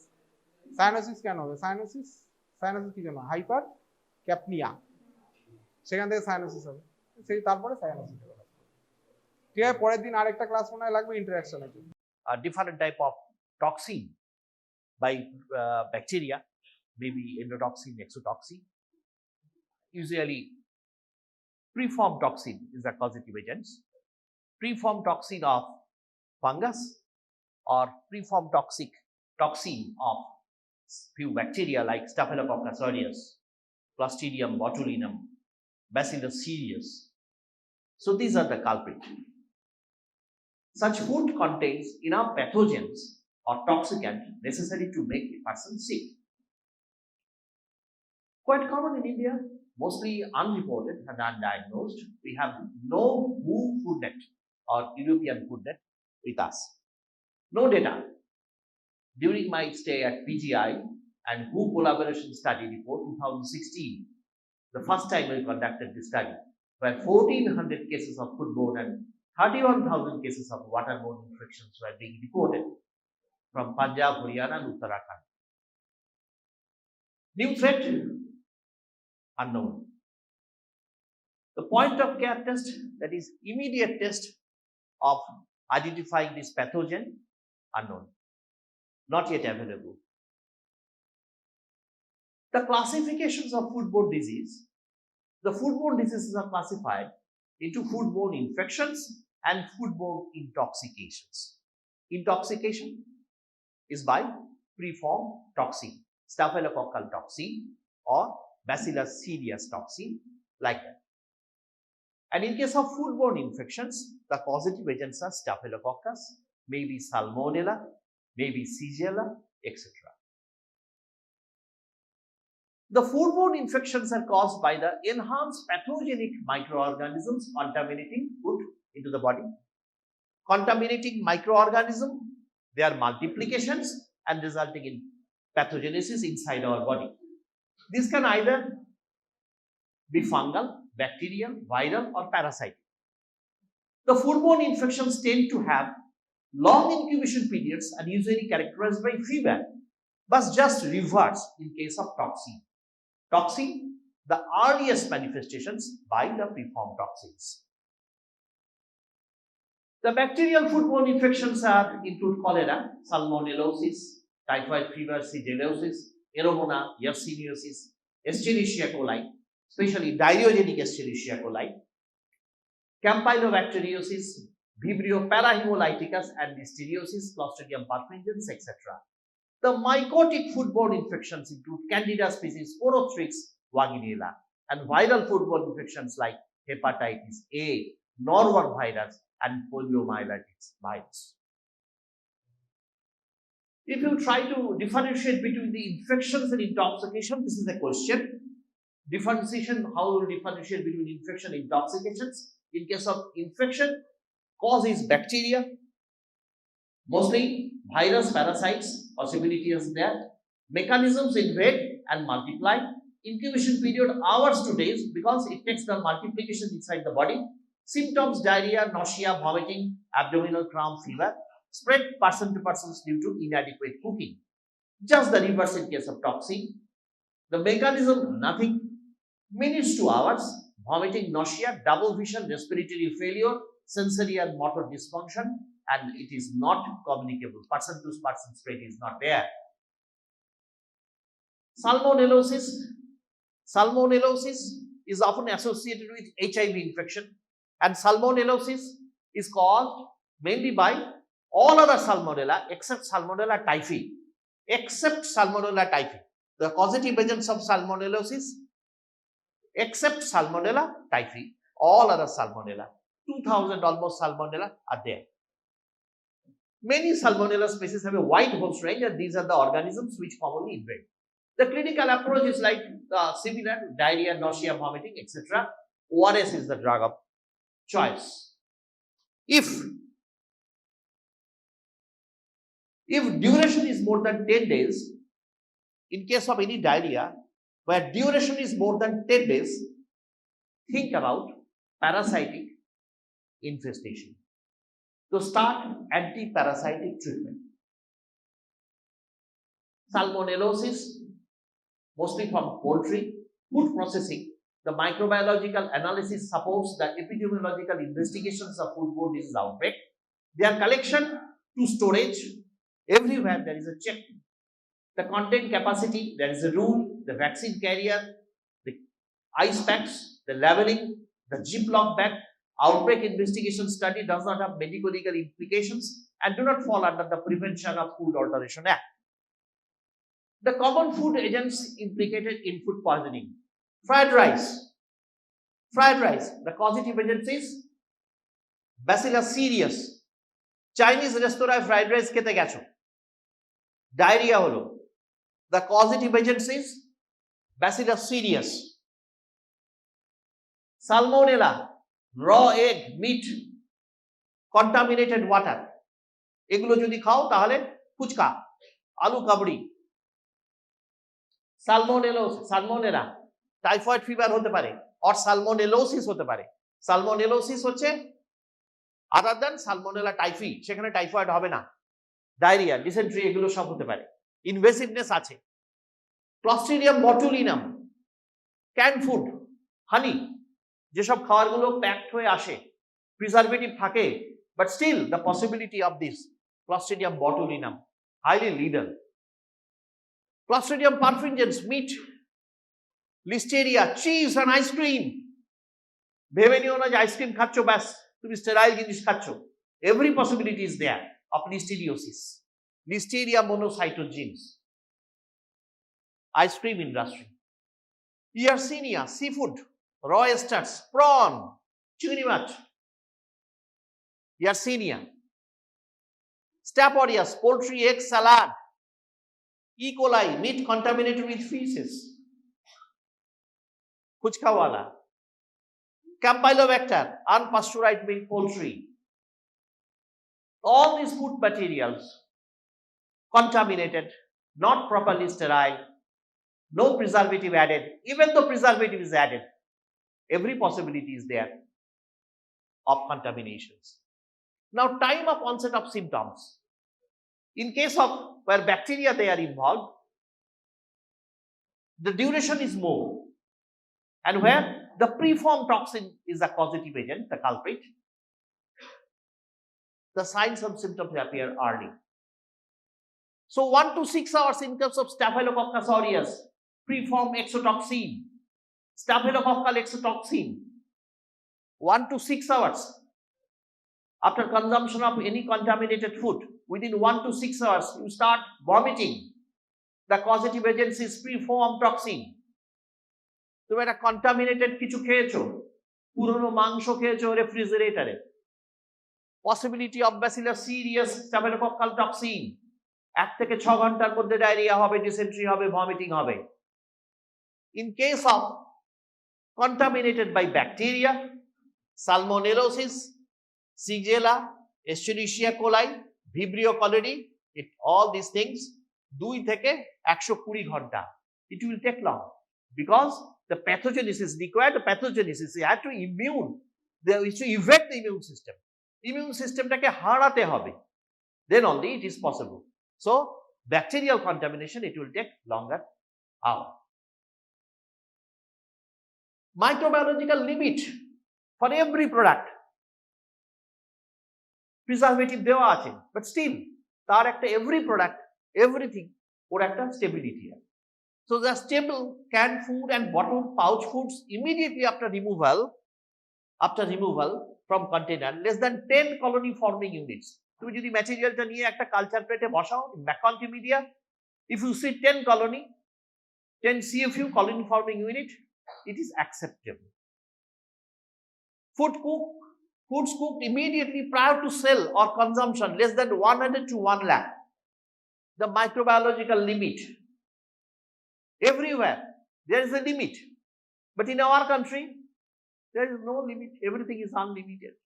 কোথাও লেখা থাকে না যে what is the food, what is the alteration limit, what is the limit of bacterial contaminants or toxin, তার কি লিমিট থাকতে পারে? কোনো কন্টেনারে লেখা থাকে না। Bakery, confectionery, 1000 to 10 lakh, acceptable. Dairy product, there is a range. Not available in fermented product, dried food. Alcohol কি লেখা থাকে? কতটা acceptable? Alcohol always acceptable. In any form it is acceptable. So লেখা থাকে না। Hygiene indicator of the organisms.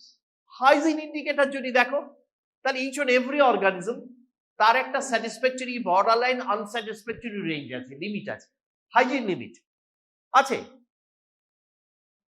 In case of Enterobacteriaceae other than Escherichia coli, the satisfactory limit is 100 colony forming unit, borderline 100 to 10,000, and unsatisfactory 1 lakh. Nowhere we perform the test.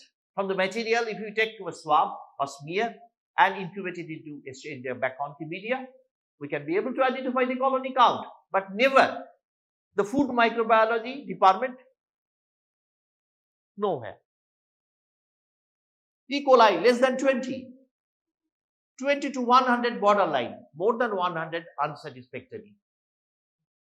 For heat treated food, fishes and cheese, the rule is applicable, does not apply to fresh fruit, veg or salads. Interpretations of a result on specific food. Campi, E. coli H7O157, the strain for enterohemorrhagic pathogen, enterohemorrhagic E. coli.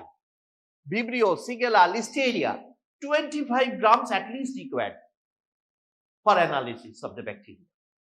But per gram may contain less than 20 CFU of Vibrio. Everywhere there is a limit. You can see here, there is a limit, but we never follow. For Bacillus cereus, less than 100 CFU per gram. Is it possibly not? যখন তুমি Chinese রেস্তোরাঁয় গেছো তার 100 gram বা 25 gram of the Chinese fried rice তুমি colony count করবে, ম্যাককনকে মিডিয়ায় দিয়ে তার পরের দিন খেতে আসবে? It is not possible. You can ask for the colony count, কিন্তু ও আকাশ থেকে পড়বে, জীবনে কোনোদিন শোনেনি, কারণ the rule is not applicable. Food microbiology ডিপার্টমেন্টই নেই, একমাত্র আমি পিজিআই পেয়েছি, আর কোথাও নেই। সুতরাং কিছুই ফলো করা হয় না। But everything, everywhere there is a rule. Salmonellosis নিয়ে আলোচনা হয়ে গেল। Now common food poisoning serotypes, তার কিছু সেরোটাইপস আছে, এত মনে রাখবার দরকার নেই, other than Salmonella typhi. The Salmonella food poisoning outbreak অনেক রকম হতে পারে, sporadic, family outbreak, large outbreak, and institutional outbreak. This is also possible. Institutional outbreak, তোমরা একটাই খাবার সব জায়গায় আমরা খাচ্ছি, সেখান থেকে কোনো আউটব্রেক হয়ে গেল, সবাই অসুস্থ হয়ে পড়লো, অ্যাটলিস্ট 50 to 60% পপুলেশন যদি এফেক্টেড হয়ে যায়, তাহলে আমরা বলবো ইনস্টিটিউশনাল আউটব্রেক হয়েছে।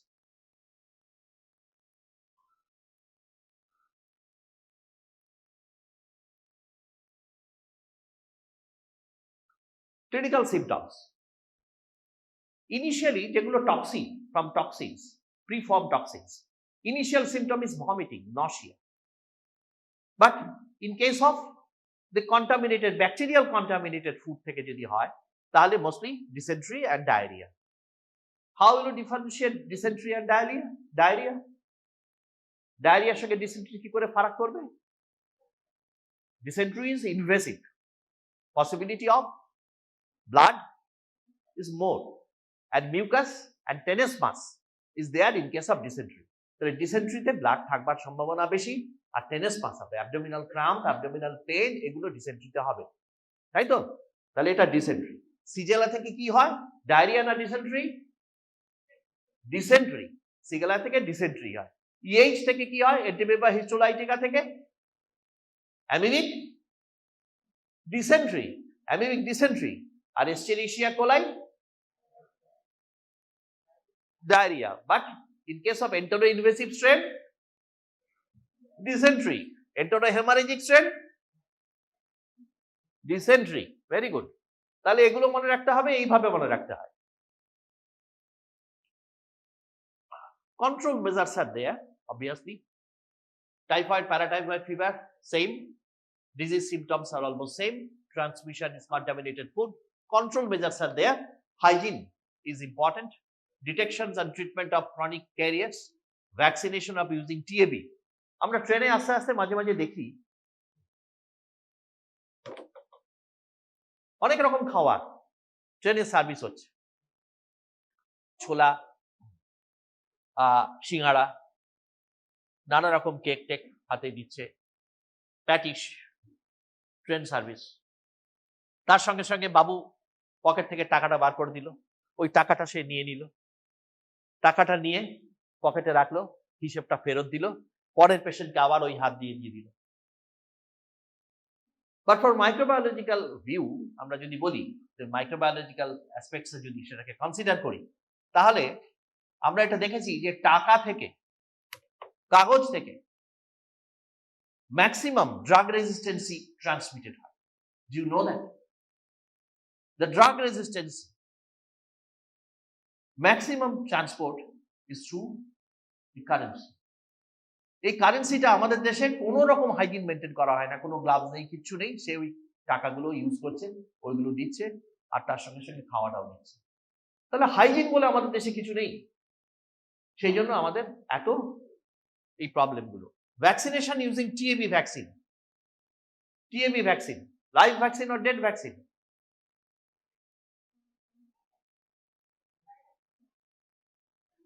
হ্যাঁ, TAB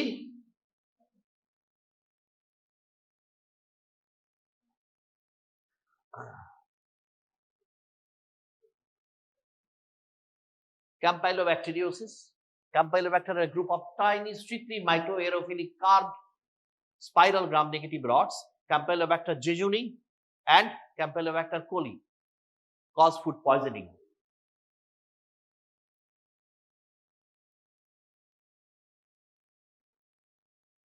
Clinical sign 2 to 11 days incubation period. Escherichia coli, enteropathogenic, diarrheogenic, enterotoxigenic, enteroinvasive, enterohemorrhagic. Cholera group, these are classified under the headings of halophilic vibrio and non-halophilic vibrio.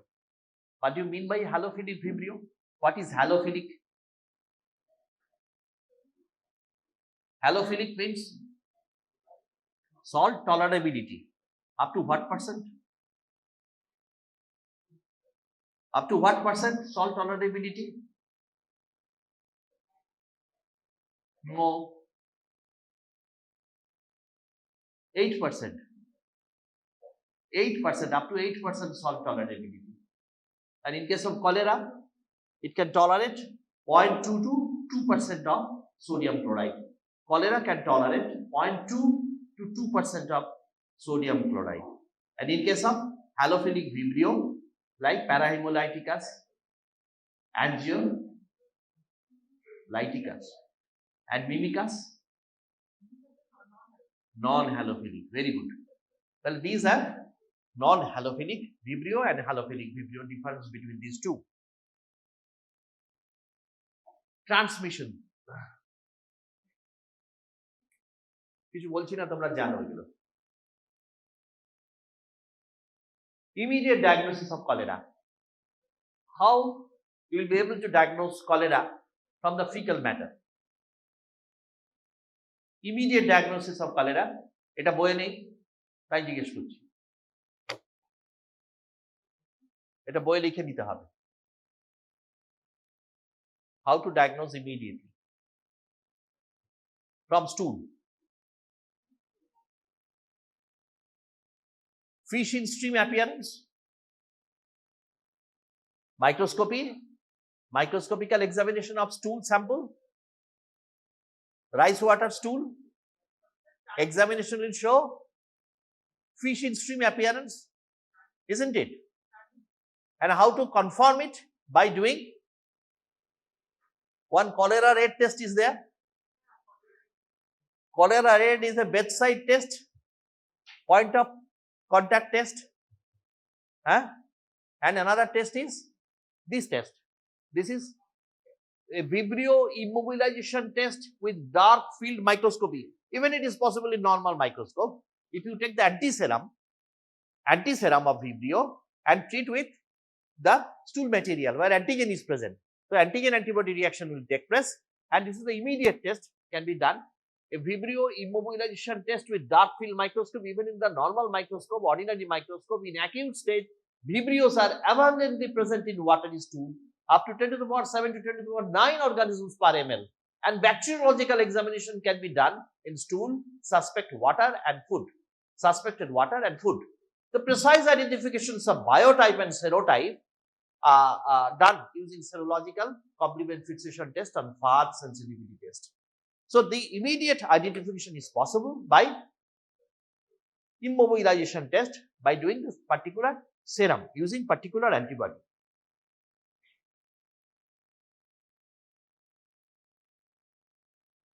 Vibrio তোমাকে যদি এক glass Ganga জল খাওয়াই, তোমার diarrhoea হবে, cholera হবে না হবে না? गंगा जी का पानी एक ग्लास पिला दिया तो क्या होगा?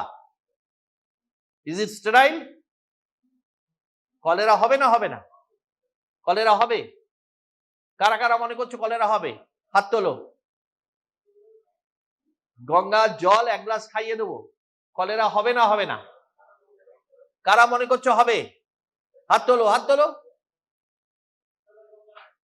হ্যাঁ,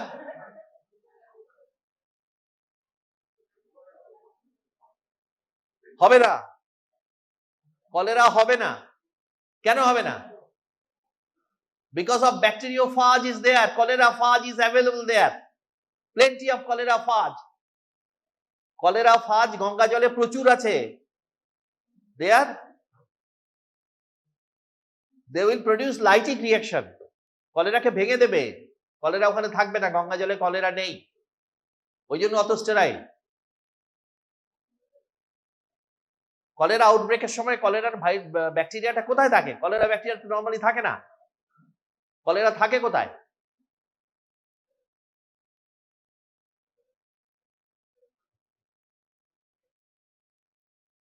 কলেরা এমনি সময় থাকে না, যখন আউটব্রেক হয় তখন পাওয়া যায়, অন্য সময় কোথায় থাকে?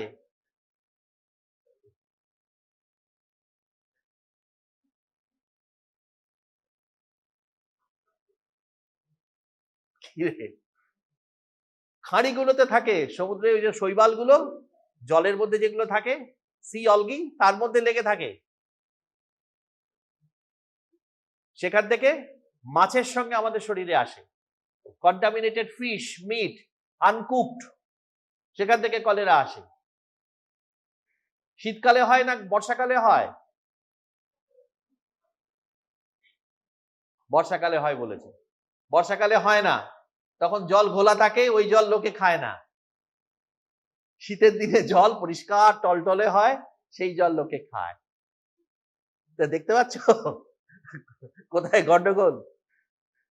ঠিক আছে,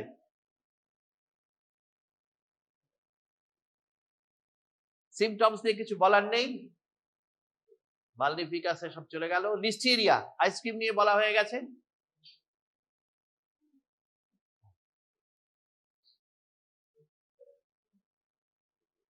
Yersinia enterocolitica, most important sign symptom কি? ইয়ারসিনিয়া এন্টেরোকোলাইটিকা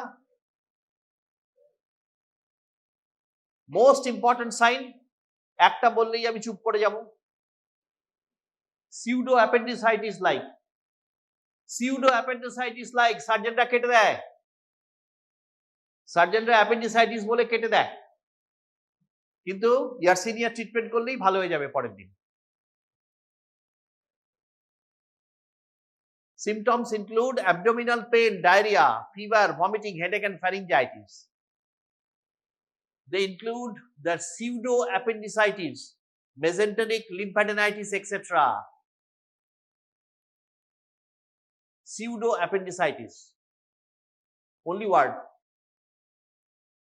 Viral foodborne infections নিয়ে কিছু বলছি না, হেপাটাইটিস আর নরোভাইরাস এগুলো সেলফ লিমিটেড। ব্যাকটেরিয়াল ইনটক্সিকেশনস, ফাঙ্গাল, এই দুটো important.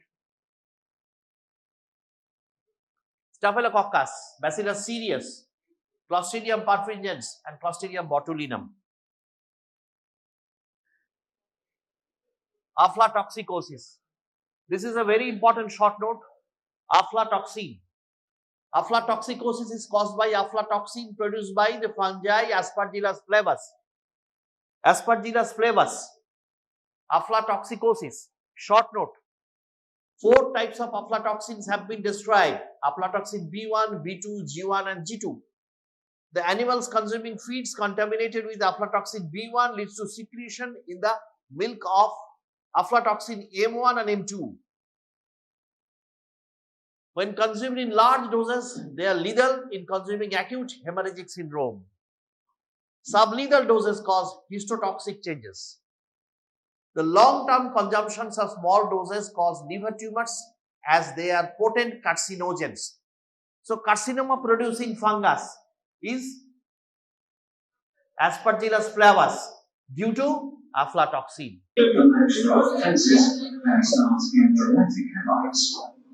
What happens when its monster enters your body?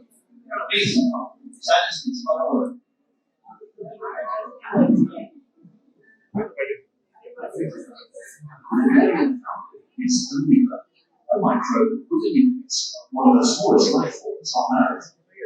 It is a voracious hunter of bacteria and other critters and devours whole and processed pieces. Like many amoebae, it is able to transform into different stages and help it survive. But most of the time, Megaria fowleri is in its trophozoite stage, during which it looks like a squishy dog with tiny arms and hunts, divides, and thrives. Its natural home is in fresh water, ponds, rivers, lakes, and hot springs. But unfortunately, it also feels happy in pipes, swimming pools, fountains, or spas when they're not properly treated. The warmer the water, the more it thrives and multiplies. So in the summer, when humans seek to cool off and enjoy themselves, the chances are highest that both species will interact. Because this makes it hard to avoid, millions of people regularly have contact with fever, especially in warm climates, and many people even seem to have antibodies against it. And this is mostly okay. You can even solve it without consequences. Things turn bad when people are becoming so water contaminated with fever and water splashes high up into their noses. In a single drop of lake water, there are millions of viruses, bacteria, and amoebae, and that isn't really a big deal. But Anemia fowleri is different. Let's zoom into the nose of an unsuspecting victim enjoying the great sunday and see what happens. First of all, the amoeba doesn't really want to be inside your nose, as it's not really looking for trouble. It just wants to eat a few bacteria. Instead, it's greeted by your natural defenses. Unfortunately for humans, Anemia fowleri happens to be exceptionally good at generally flying under the radar of your immune system. For example, the inside of your nose is covered by mucosa, a slime full of chemicals that kill or stun lots of invaders or alert immune cells. But Anemia fowleri is not particularly bothered by them, and instead calmly checks out the cigarette while being annoyed about the whole thing. Now, if you are unlucky, some tiny critters stumbles into something that actually sparks its interest. Nerve cells. Your nose is filled with a large network of olfactory nerve cells that pick up molecules from the outside and transmit their information to your olfactory bulb, the center of smell in your brain. To do their job, these cells talk to each other by releasing various messenger chemicals and recognizing them via specific receptors. One of the propagation through nerve cells chemicals is acetylcholine. Propagation through nerve cells.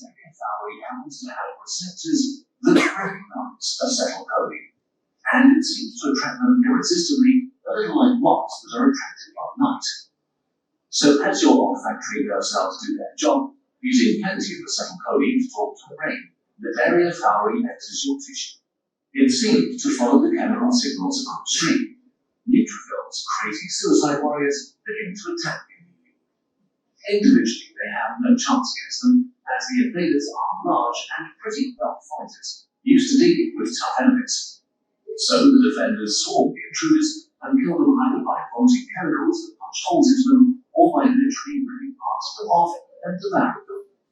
But the Anemia fowleri train is still on track, and while the neutrophil attacks slow them down, they continue to follow the olfactory nerves to their final destination, your brain.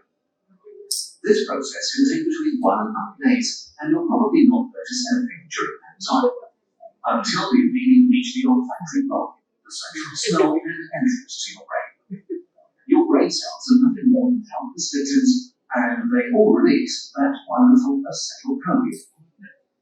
The Anemia fowleri initiates a massacre and releases an onslaught of various attack molecules. Some of them are basically little bombs that can fall into your cells on contact so their pieces can be easily consumed. But the Anemia fowleri is now multiplying, and it's also becoming really creepy. In a feeding frenzy, it can develop up to a dozen cycles called the food house that look like giant eerie mounds. The amoeba engage your brain cells, suck them in, and rip large bites out of them while they're still alive. Now things escalate quickly, and the disease that will kill you sets in. Alerted by the massacre, millions of immune cells, neutrophils, eosinophils, and microbials invade the infected tissue. Which is a problem. Your immune system is dangerous and not exactly a careful fighter. It's like burning down a forest to kill the wolves inside it. A really bad idea, right? They waste no time and attack the amoeba, using all the weapons available to them, from chemicals to trying to eat them alive. Neutrophils expose themselves to erect barriers spiked with deadly chemicals. A fierce battle ensues. The Anemia fowleri can actually fight back, itself attacking and killing many immune cells. The immune system now throws everything it has at the invader, but in vain. The complement system, tiny protein bombs that can carry troops on their own, are easily disabled. Antibodies usually were your superweapons are just destroyed or swallowed. A high fever that usually slows MS down does nothing as the amoeba actually thrives. While the amoeba contains multiplied peptides and develop red cells. A disastrous chain reaction taking place. One major thing your immune cells do when they fight is to cause inflammation, which directs large amounts of fluid from your bloodstream into the site of infection. So as the battle rages on without a clear winner, more and more fluid enters the brain. At this point, the human will feel symptoms of quickly escalate. It all begins pretty vaguely, headache, fever, nausea, and vomiting. As the battle spreads rapidly through the brain, serious symptoms appear from confusion, inability to concentrate, to fatigue, seizures, and hallucinations. The brain swells up massively, but can't expand due to the burdens surroundings. So it compresses and disables the brainstem that controls things like breathing. Usually, within a week, the patient dies. Up to 97% of the patients infected by the amoeba share this fate. In almost all cases, by the time the infection by the malaria family is recognized, the disastrous battle for the brain is already so far along that there is almost nothing to be done. Not only do we currently not have effective treatments, there are also an abundance of questions about how the amoeba that usually enjoys its life in water is able to overcome our immune system so effectively. So how worried do you need to be about this horrifying killer?